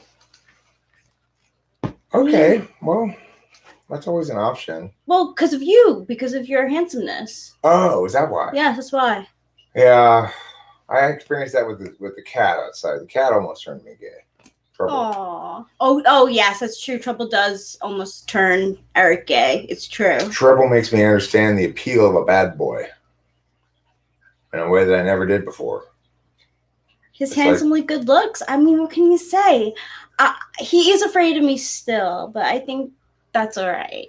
When he gives me that fiery look, I just want to submit. He does. He's so handsome. He's a good cat. Well, he's a good cat. I wouldn't say that he's a bad cat. Wait. Emailed Anthrax. Did you say that you've seen this shirt before? Well, I have to admit, I've worn this shirt plenty of times before. Okay, you caught me. This isn't a new shirt. Hello, this is the same old blue shirt that I've worn plenty of times before. You're the kitty pageant winner. Yes, you are. I was trying to pull a fast one on everyone, and it just didn't work. You're the kitty pageant winner. Boy, it's true. I heard the news. I'm going through a slump here. Yes, with Oliver Linehan schooling me yesterday, and Kyra schooling me. Oh, sorry. The F's schooling the fuck out of me, and then being so nice about it too. So that's just like doubling Daddy down. Daddy is so handsome. New shirt every day. Okay. You know what, Cloud? I'll take that under consideration. I will take that under consideration. Which is to say, I might think of the fact that you said that once again at some point. Email Anthrax, and that saved my afternoon. I went from minus 1,000,000 points to the square root of 3 points. Which was not actually said in the end by the ENTP character, but by the other character. Even though I said when I first saw the scene, see, that's totally characteristic of that character being an ENTP. Hey, that's a collared shirt. Is this a formal occasion? No, I'm going golfing with the other executives from the corporation. That's why I'm wearing this golfing shirt. Our corporation turns disadvantaged people into profit. We're one of those bad guy corporations. What's your corporation do? Oh, we turn disadvantaged people into profit. Oh, stereotypical villain corp? Yes, that's right. That's us. We're that corporation. We're that corporation that just throws indigenous people into a meat grinder and sells them as hamburger patties. Oh, that's right. I'm playing polo with the executives today. You're right, Doll. This isn't a golf shirt. This is a polo shirt. Yes. How silly of me. I'm playing polo. I just hope it's not water polo this time. Last time I ruined my other polo shirt. It's shrunk. Mm-hmm. And it probably got other people's pee on it because I know Dawson's peeing in the pool when we're playing water polo. I know he is. I can feel it sometimes on my leg. He comes real close to me like he's guarding, but then I feel this warm stream right on my leg. I'm like, Dawson, get the fuck away. And then he uses that to score real quick. He's such a cheater. Lauren, the chat really isn't the platform for explaining ideas. They are far too complex to just sum up in a few characters. Fortunately, good mother, we use an alphabet. We're not constrained by the limitations of characters as they are in China and Japan and Korea. So, welcome to liberation. It's called the English language. Oh, I see. You mean symbols. Or perhaps words.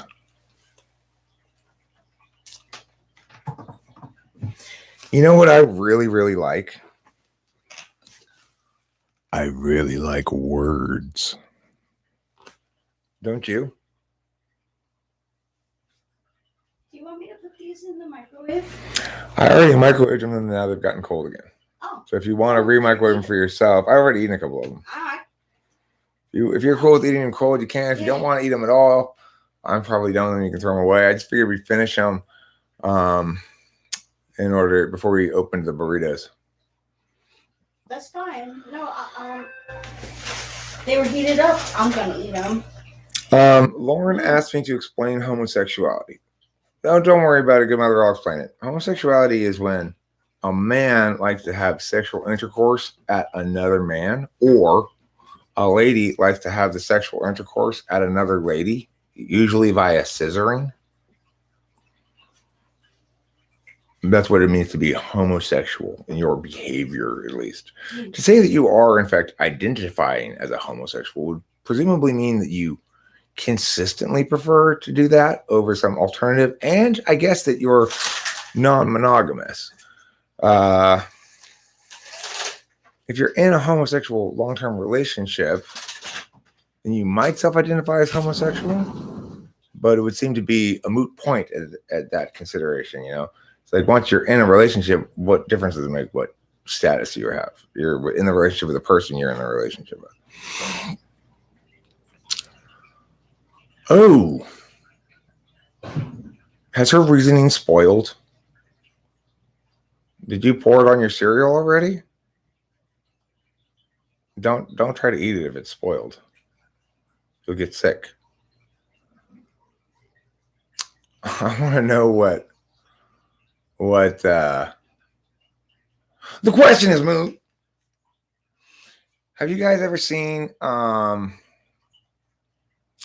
Question is Moot with Jesse Jackson? It's an old SNL skit in which Jesse Jackson plays the game show host, and he asks the questions to the contestants, and they give an answer, or start to give an answer, and he interrupts and says, "The question is moot."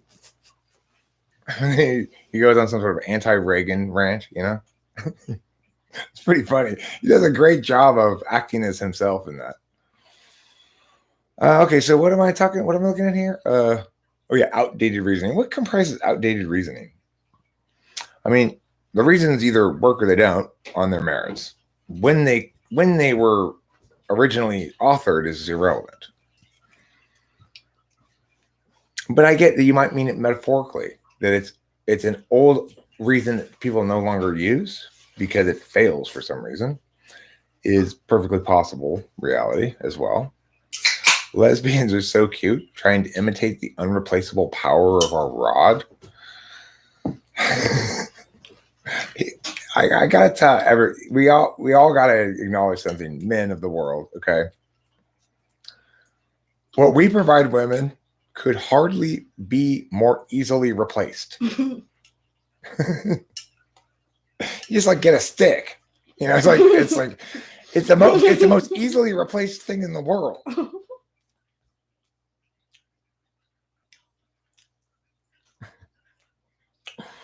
So, I mean, let's not fool ourselves about the power of our penis.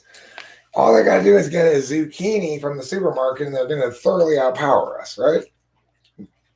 An eggplant or something. Here, compete with this giant eggplant, Eric. Well, I'm not going to successfully compete with that giant eggplant. Oh my God. So, yes, I can be... My penis can be replaced by something if she wanted to. But fortunately, the good thing is she actually loves me and prefers to have actual sexual intercourse with me than with a vegetable. Oh my God. Just as I love her, so I prefer to have actual sexual intercourse with her over fapping. That's so nice. Usually. It depends. Like if you're asleep and I have to wait too long, then sometimes, you know. Oh, that's fine. Yeah, you know, it's like depends what how much TNA there is in the anime I'm watching, somewhat. Well, I don't want your semen to back up, so I find that masturbation is a natural thing that people do. Yeah. So there's no shame. It's Mother Nature giving me a handy. Yeah. It's what it is. What does isthmus mean? Oh, well, an isthmus is like a peninsula, but a little bit different, okay? Because unlike a peninsula, I think an isthmus...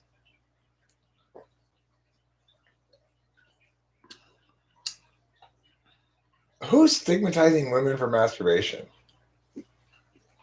Yeah, I want to know. Do people? Because it's like... Lauren jostles her clit. Lauren jostles her clit. Isthmus is a great word. Let's all tease Lauren for her masturbatory habits.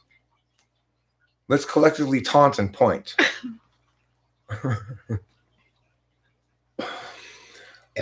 Well, implying that none of us have ever touched our genitals. No, I pee like this. I go pee like this, dude. Like this. Yeah, like... I'm afraid to even pull up my own Those are pants. some moves.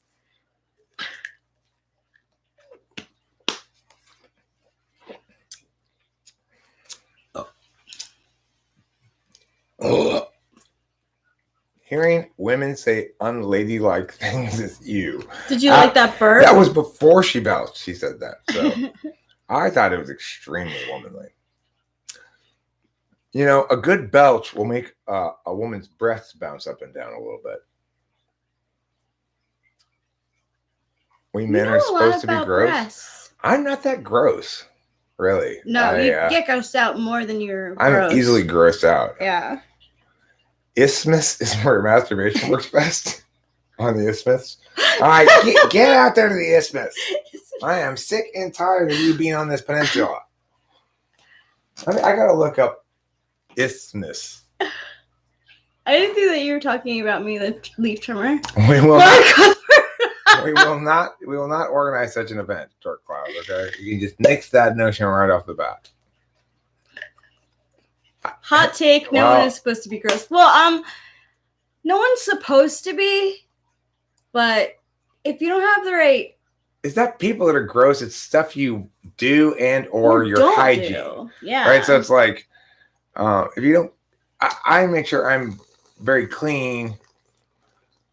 At least if I'm gonna go top hole, you know, for sure, right? Because it's just basic common courtesy. And their time wasn't. And personally, if I'm not going, the ideal is that it's like tomorrow's her period, and I just ejaculate in her insides. But if that's not going to occur, then the ideal is there's like a shirt or something that I shoot it onto so that I don't have to see it on anybody's body or face, for example. Which is just, as soon as I'm done ejaculating, this stuff looks really gross to me. It's very like, gentlemanly. It's very gentlemanly. Oh, God. I don't think there's anything. Ew. Now I'm picturing it. Oh, God. Can we change this? Someone change the subject. Let's talk about pine trees. Pine trees have pine nuts, and pine nut cookies are delicious. I'll tell you what we missed this Christmas, Rachel. We missed the smell of the pine tree because we didn't get a Christmas tree. No, we didn't. No fomal hot. No. Spermatozoa. Ew, I like pepperoni on my pizza. Sap is similar to resin, so that's fine. Resin doesn't gross me out that much. Sex is natural, though. Not everything natural is good or not gross. I like pineapple on my pizza a lot. We always get pineapple pizza. Yeah, I like it too. I like it too. If you're a pineapple pizza person, you are recognized as correct in this environment. In fact, you know who I discovered incidentally had the exact same default pizza as me? Horse mumbler. Yeah, that is really funny because what you like is pineapple black olive. Yeah, which we should get next time. I like olives. I mean, I've started. You know, I got that as my default for a long ass time, but since I don't normally get a pizza for myself, you get it for us, I never get a pizza just for myself. So I've taken to putting some kind of meat on it. Aww. And the Papa John's has a Hawaiian pizza that has Canadian bacon and pineapple. That's what we got last so time. Good. That was good, huh? So good. Yeah.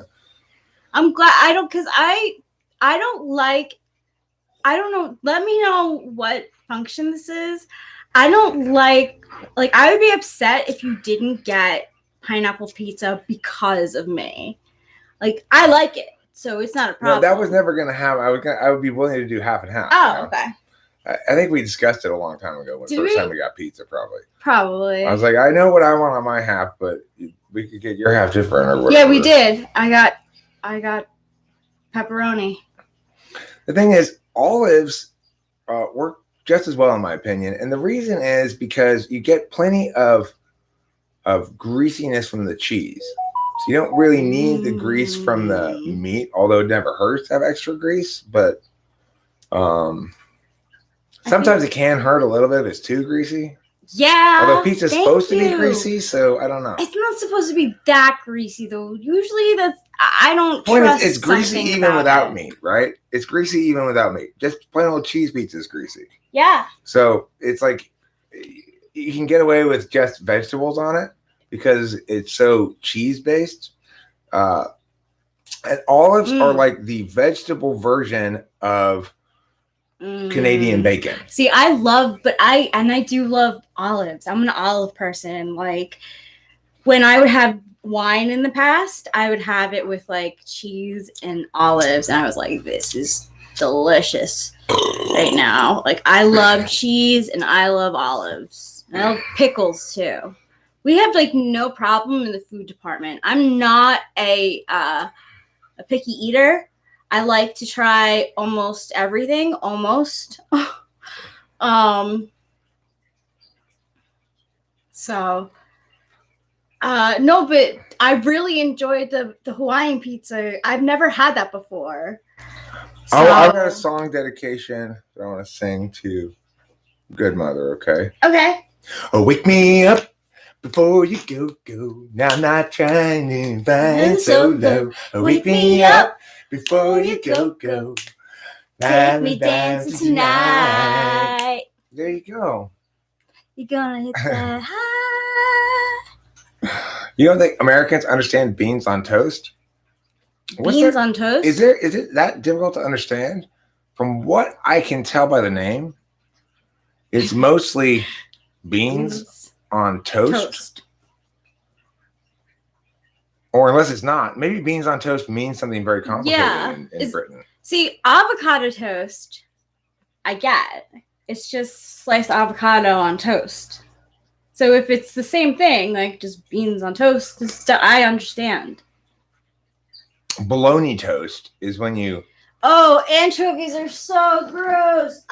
To make bologna toast, you get a big thing of bologna and you slice off a slice of toast-sized bologna and you put it in the toaster and use that as your toast. Bologna toast, and then put bread in between the bologna toast. Ooh. That's called an inside-out bologna sandwich. N-E. Beans on toast is a political metaphor? Oh, is it? Oh. I had no idea. Then I thought you were talking about did not beans on toast. Me too. I thought correct. Beans on toast just like avocado toast. You're absolutely correct, Lauren. Yes, Lauren, we don't. We do not know what beans on toast means. Wow, we are stereotypical Americans. He's obviously talking about Rachel, Oliver. He's trying to steal her away from me. Who? Good Mother. She, he, it. I don't even see. No, I think I assumed arrogantly that they were talking about me. They might not have been talking about me. Actually, you caught me. You caught me. I assumed you were talking about me. Fish and chips is an STD. Which one? Is it chlamydia? Ew! I can't. Anything that has eyes looking at me on the plate, I'm not into. Or if it has a really fishy stench, I'm sorry, but that's grossed me out. I can't believe I used to down oysters like nothing. Like I'd be like, put that little thing, hot sauce, and then some like cocktail sauce, and then like shoot it down because it just if you ignore the disgusting sliminess of it, it's very salty. It's gross. I take it all back. It's disgusting. I mean, I went to a restaurant and they served me this bowl of what was supposed to be potato barley soup. And it smelled really fishy. I'm like, this smells like fish. Ew. And the waiter's like, oh no, that's just the candle. We buy our candles from not Cameron Diaz, but we buy our candles from Gwyneth Paltrow. Right. Oh my god! I couldn't remember her name. That just goes to show she's not an ISFJ I keep wanting to call her Cameron Diaz because they're very similar. They're friends. They're friends, Bae. You get them so right together that they in real life they're actually friends. Who'd have thunk? But they basically killed my great callback joke because I couldn't remember the baby's name. God damn it. That's why I'm here. I'm gonna smoke one more cigarette, then I think Rachel and I are gonna play one song on the guitar. Yeah. And can we play I have a request. Sure. Can we also play one of our songs and then they're yours. They're ours. Sure, what the fuck? I'm not So FE Tool. Yeah, Ugh. forget it. Don't worry about it. Just don't think about it. Go ahead. And Say It Ain't So by Weezer. Yeah, cool. I like Cool. that song. Okay, cool.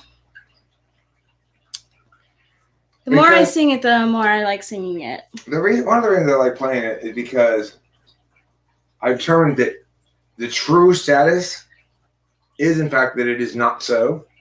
So I'm not afraid to say it. I really like that. That use of it. I have the bold moral high ground to know that what I'm saying is true. Oh, it's true. It ain't so. Oh, hummingbird. I've been wishing to see one for a while now. Hi, hummingbird. Oh, hi. I put you on our board and as a picture so that I could like wish you to see you. And there you are. Am I really gaff right now? I'm sorry. I don't know. I wasn't thinking about it. I was just thinking right now that if I could garner enough media attention to get journalists interested in paying attention to me, that I'm probably very quotable, and to that extent, I'd probably get more attention than a comparable person from journalists who are looking to write an interesting story. You know? So it's like, but of course you have to get to a certain level before that matters. Once you become the more, like, let's say a baseball team wins and one of the players gives great quotes. All the sports reporters will go to that player because the other players are just saying the same shit. Well, I'm just trying to help my team win and, take it one game at a time and do what coach says. And they're just giving quotes like that. So there's nothing for the reporters to work with. So they all go to the one guy on the team who says interesting things. Like, they talked to Shaq, right? After basketball games. He called himself the Big Aristotle and stuff like that. Eric is definitely quotable. So it's like, if you can get them to treat media people to treat you as foremost an example of your set, namely a politician, and then be surprised by your deviation from that, that's a benefit. If they go in kind of understanding you first and foremost as not a politician, then that won't work as well. So it's kind of important that this month, as I'm setting shit up, that I get my hair cut and do a little bit of wardrobe work and stuff like that. So I have a question for the public too. Does the American public of the United States of America, of the North American continent, of the North American continent, are the people of the North American continent the United States of America okay with the First Lady changing her hair a lot. Because I like to do different looks, and I probably will. They're going to learn to expect it from every future First Lady. They're going to like it so much when you change your hair that they're going to demand future First Ladies to change their hair at least monthly. Yay! So it's going to work out great for you. That is. Yeah, it's fine. Whenever I think about hummingbirds, memory associates for me with a scene from the book Generation X. Cool. So I'm a likable First Lady. Yeah, I agree. I think you won't be controversial at all. That's for sure. It's like you're very easy to like and get behind as a you know. Thanks. Figure. Like a bit of a girl next door, I guess. Thanks. Yeah? Like it seems like you're easy to identify with for lots of American women. A lot of people say that I remind them of people that they like, so I take that as a compliment.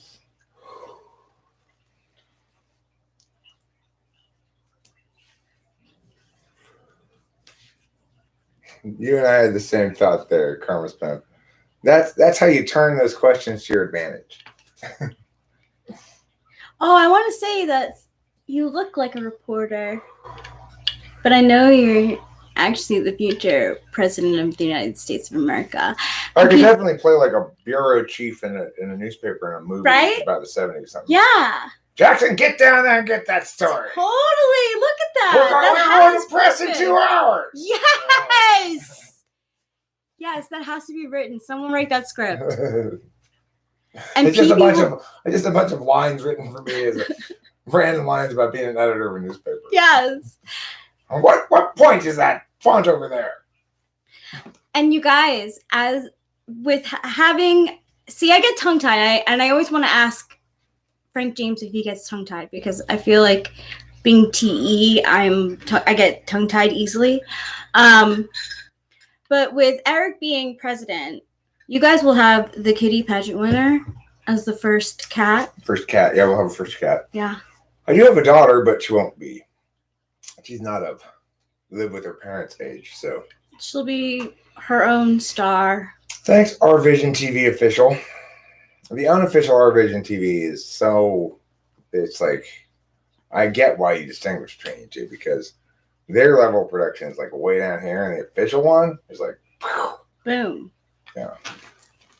I'm gonna add more light. I just feel like I would say, Rachel, that being tongue-tied though is a function of ignoring NE. NE, okay. It had nothing to do with TE. Okay. But that you're calling it TE is a function of polar TE and not having any really idea what TE is. Yeah, I really don't. So NE is comfortable with, and sort of takes as a default that you begin saying what you're going to say, figuring out how to say it all along the way. And NI generally is trying to present a whole idea. So it's most naturally accomplished when the NI person thinks out the whole thing first and then says the whole thing. Now with INTJs, this produces a phenomenon where once they start talking, if you interrupt them, they will just keep continuing on over you and finish their thought. With INFJs, it results in this lifetime of frustration, I think, because it's similar to the thing that I think Horse Mumbler experiences as well. Horse Mumbler takes a long time before beginning to answer a question. And the reason is because he's thinking through all the different frames of reference and trying to figure out where he wants to start. It looks kind of similar to how an INFJ would do it, but for a different reason with an INFJ. An INFJ is trying to articulate all the words that make up their whole thought, which is a different thing that slows them down. Now, with INFJ, because they're FE tool, it means that a lot of times they end up not saying the thing they want to say because They were going to say the opportunity wasn't right. They got interrupted and they deferred instead of pushing on forward like an INTJ would. And so it gets lost in the shuffle and then they forget about it. Leaf trimmer, thank you. I appreciate that. I'm a female. I appreciate that. Leaf trimmer, I appreciate it too. The thing is,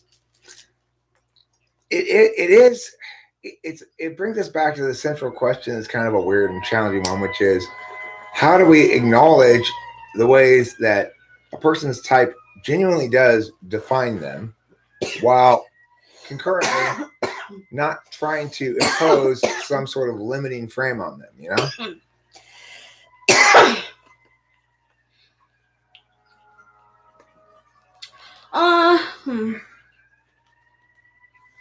I think when I was younger, I would start talking and then stop, or trail off and not finish a sentence, assuming that the person knew what I was talking about. But as I got older, I learned that if I don't complete the sentence or the thought, that people will get confused by what I mean. If you don't want to complete it, just fill the rest of it in with meows. That's what I do. See, this is why we're so good together. I do that too. Except I'll usually give it one of these. And so that's why.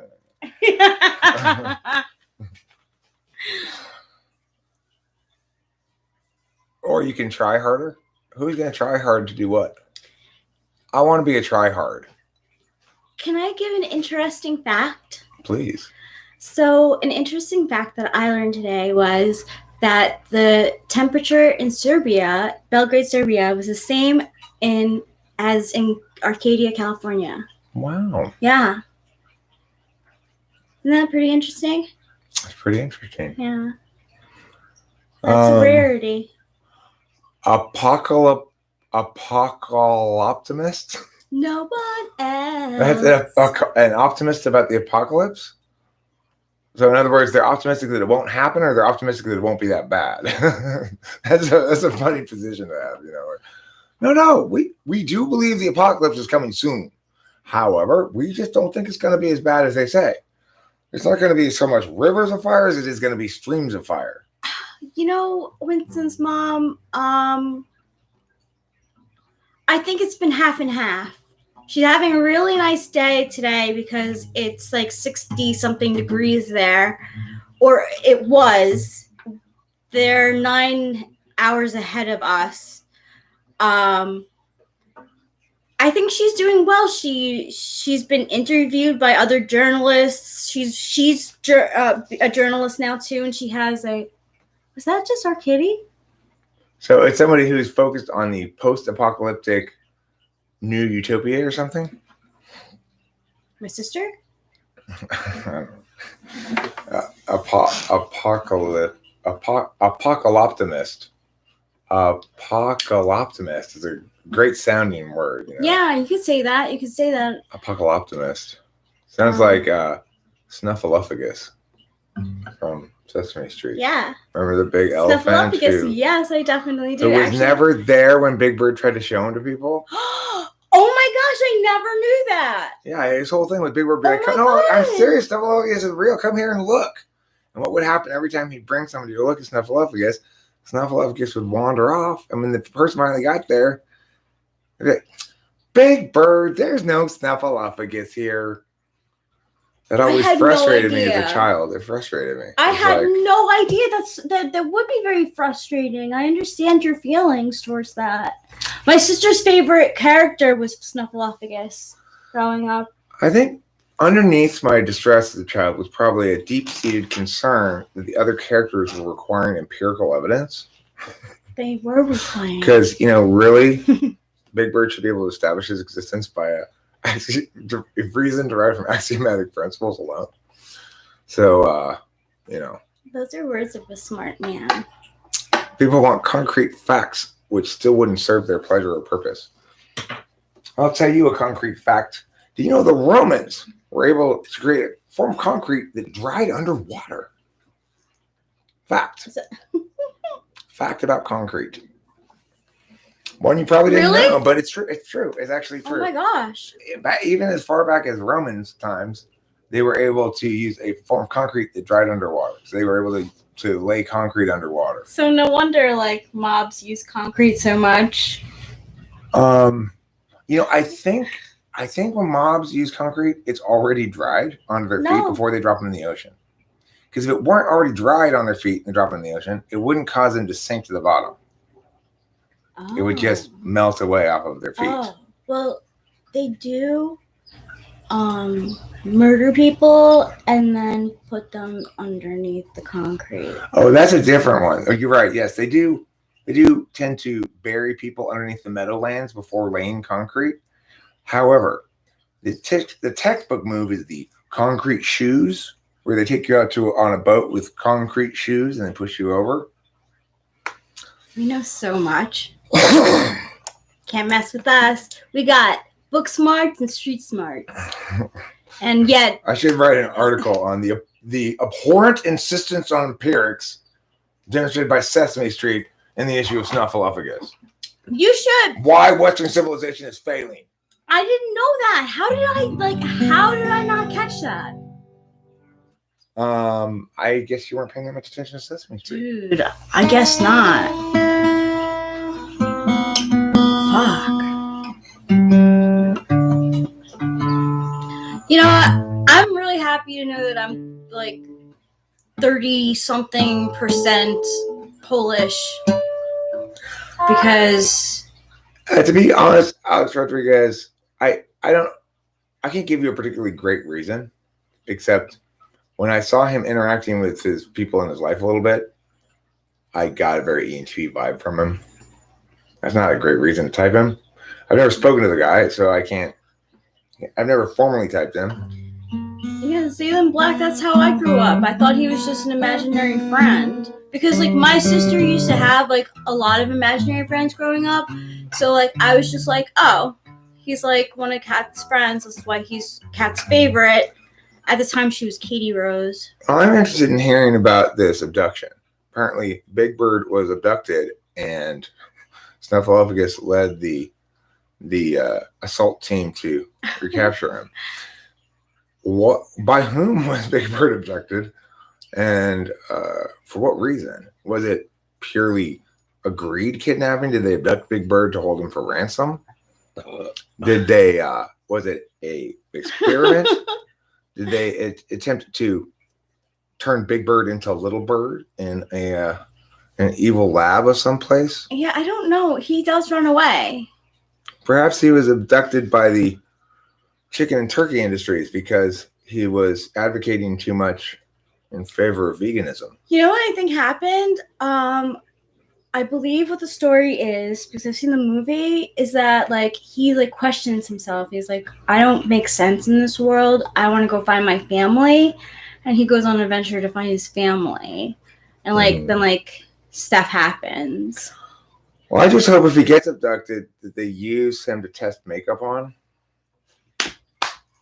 Because he's such a big bird, you could test a lot of makeup on him. And that would save a lot of little birds from having makeup tested on them. Look, Big Bird, it's either you or all of these little birds. Are you that selfish? Well, if you guys want to know my childhood, which you don't get a choice in if you want to or not, I'm going to tell it. I watched Sesame Street like almost every day at my grandma Lapalos's house. It would be, oh my gosh, what was that dog that solved mysteries? McGruff? Shit. McGruff the crime dog? No. Scooby-Doo? No. Mysterious Poochie Wonder? What am I looking for again? He was he was in the 90s. Oh, cool. If you guys know that show with yeah, it was like this little dog and you would solve crimes. Woof! You're guilty of insider trading. Yeah. Woof. And then Arthur, I always loved Arthur, and Sesame Street We would watch Animaniacs at my grandma's. We would watch Batman, the cartoon, at my grandma's. Here's a trivia question for you, any of you who've watched Animaniacs before. If you know the answer to the trivia question, you will be able to tell me what is in their slacks. What do they have in their slacks? My sister would know. Let's see if anybody in the live stream, in the live chat knows. Anybody knows what's in the Animaniacs slacks? I have one guess, but what do you it's a think? total guess. Banana? No, close. Same number of syllables, same first letter. It's bologna. There's bologna in our slacks. Animaniacs.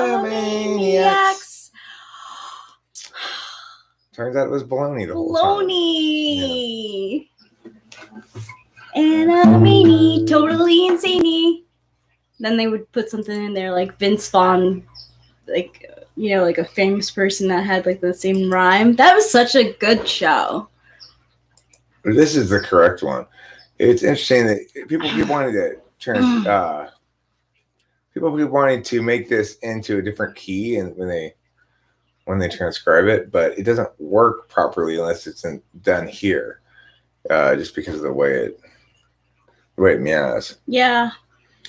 Just the way you meow. Oh.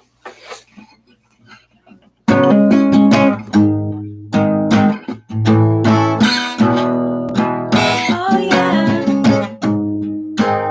All right. Somebody's honey is crowding my icebox. Somebody's cold one is giving me chills. Guess I'll just close my eyes. Oh yeah. All right. Feels good inside. Hold on a second. Let me turn this down a bit. Wrestle with Jimmy. Something is bubbling behind my back. Bottle is ready to go.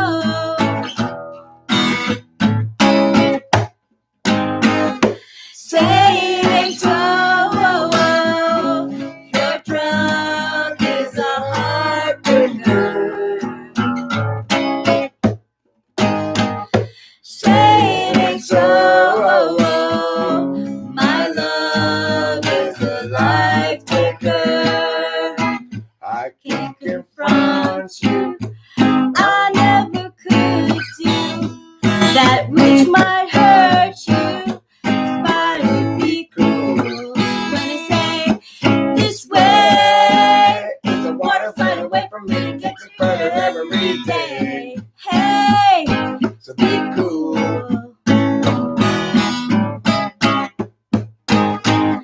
Say it so. Your drug is a heartbreaker. Say it ain't so. My love is a life maker. Your daddy, I write you. In spite of years of silence, you cleaned up, found Jesus. Words are good, also I hear this bottle of Stevens awakens ancient feelings. Like father, stepfather, the sun is drowning in the blood. Yeah, yeah, yeah, yeah, yeah.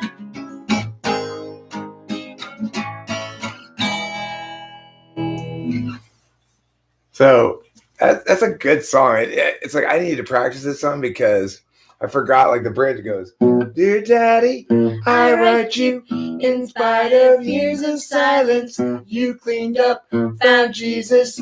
Things are good, or so I hear.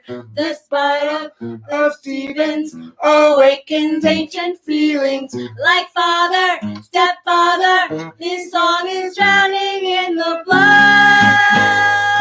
Yeah, yeah, yeah, yeah, yeah. That is the best fucking bridge bridge Isn't it? in history. So good. It's So fucking good. Such a good bridge. So good. I love this song so much.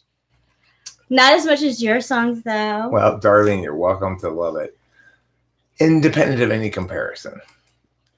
That's probably more of the truth. Yeah. I mean, I think that song's... Well, I love your song, so... I think that song, if I were to compare my own songwriting to that song, I would say... I mean, that's like Weezer's most timeless song. Yeah, so it is. It's kind of tough to compete against like a epic classic like that. But I'm pretty pleased with my songwriting. You know, I think I match up well with the covers that I encounter in general. I do too. I mean, I find myself like super blown away by certain instances of songwriting, such as sometimes by a super simple one, like I'm a white boy looking for a place to do my thing. Sometimes by epically NI things like the one we just played, or is still rock and roll to me. And sometimes by incredibly complicated and difficult to understand things that sound really straightforward, like Maxine by Donald Fagen, right? That is so difficult. That song is a crazy song. I looked up the chords to it, and it's just like, forget this. It's impossible. All over the place. But it doesn't sound like, when you listen to it, it sounds like this beautiful ballad. It's just because Donald Fagen is just so good at what he does. What would you like to play here? Anything in particular? Well, I want to do I'm So Sad. Gerald has the thought. Yeah, sure, let's do that. Yeah. You know what? Let me see if I can put on. What's the tempo of this thing? 120. I think it was 120 actually. Yeah. So let me just put on like a kick snare. So we have something to keep the tempo for us. Cool. I have a habit of doing that. I like to keep tempo too, if that's okay. Of course, yeah. It's not my strongest suit, frankly. Something that's always been a really challenge for me. But that's okay. It doesn't bother me. It's just everybody has different areas. Yeah, they give do. them more trouble, and some areas that give them less trouble. You know. Yeah, I have trouble with very like feminine songs. Like one time I tried to do the Go-Go's Our Lips Are Sealed, and I was back in New York, and like my dad would let me do karaoke, and he was like, yeah, that's not your range. Yeah. And I was like, no, it's like, yeah, it's not happening. As much as I want it to happen in my head.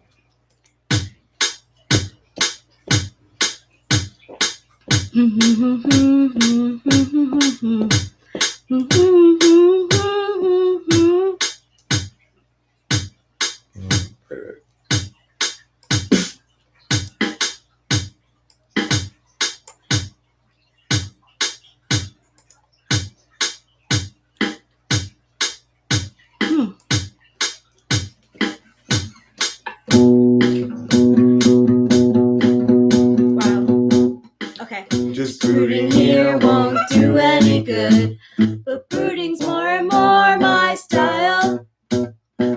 I seek the cheery ways of standing where we stood, 'cause I've been stuck here a while. And that's despite a natural selfishness that makes it easy to have fun, but flutters in the gut become a fist as all my visions come undone. I tried to stream, distract, and dream the afternoon away, but heavy news are breaking every day, and for a bit I am out of it, for reasons still unsaid, but still I need it out of me. What's inside my head? It seems like everybody's so sensitive, so ready to just get mad.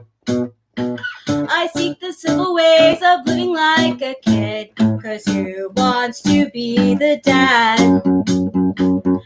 Have we lost our sense of scope and scale, our capacity to laugh, the sense to know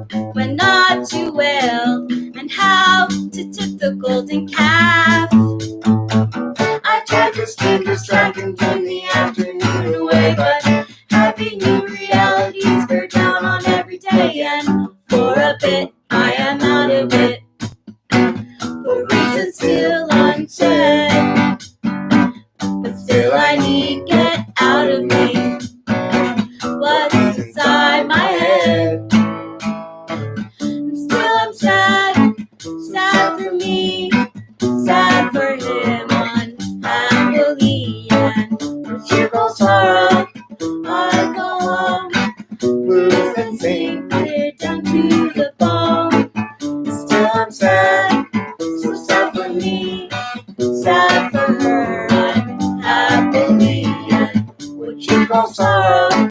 I go home, Blues that sing clear down to the bone.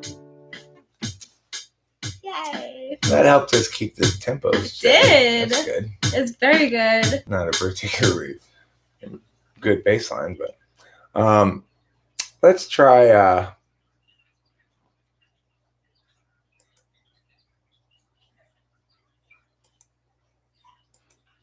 let's see if it's up to about 140 probably. Let me see how.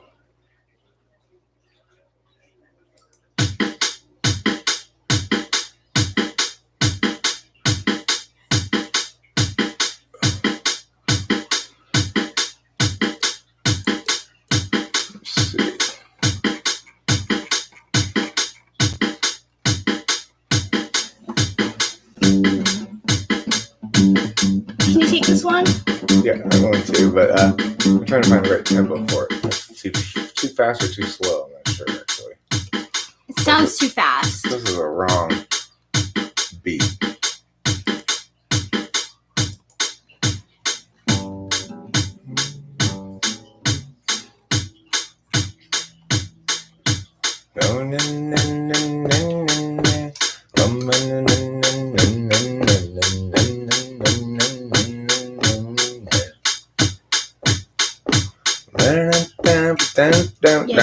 This is a good speed for it. Got it.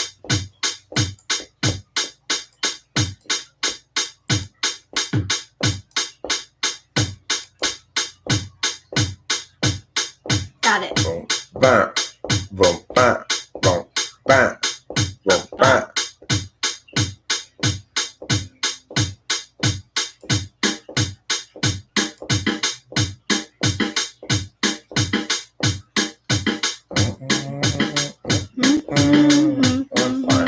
Go a little faster, maybe. Like that.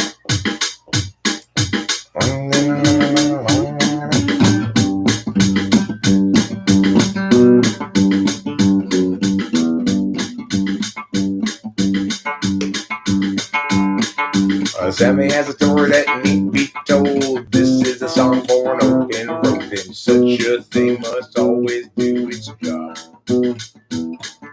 She married up to Jim, turned 19, 4 years in, 3 kids wean, weary now and questioning the path. Agency out, faces discretion, locking in our courses. Wait, young, comfort is really just depression, making sure those underneath them always.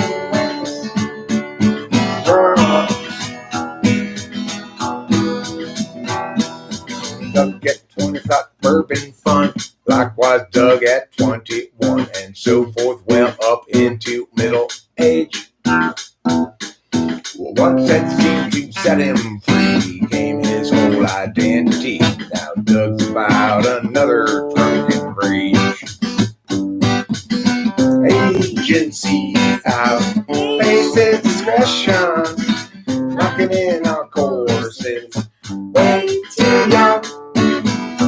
The urgency conferred is really just depression. Offering you incentives, but they haven't got a thing that's fun.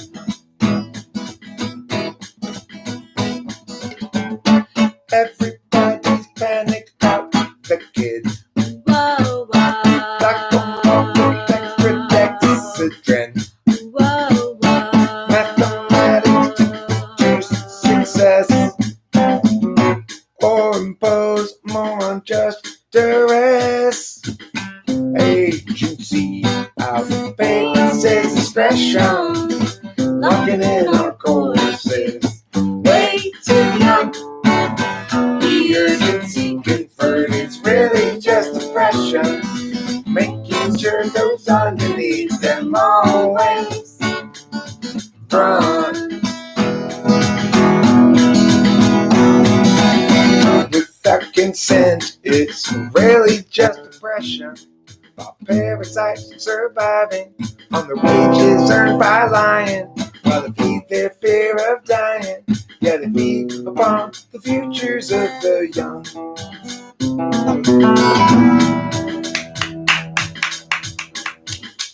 Nicely done. Thanks, darling. You're welcome. Boop, bop, boop, bop, boop, bop, boop, bop, bop. All right, that's it. For those of you who stuck around for our songs, thank you so much. Yes, thank you. Appreciate it. And for those who left, well, you don't get to hear this. So, goodbye. Couple tears. We love you all. We'll Thanks, see you soon. CJ O'Connell. Thank you, Leaf Trimmer and Winston's mom. Don't forget to eat plenty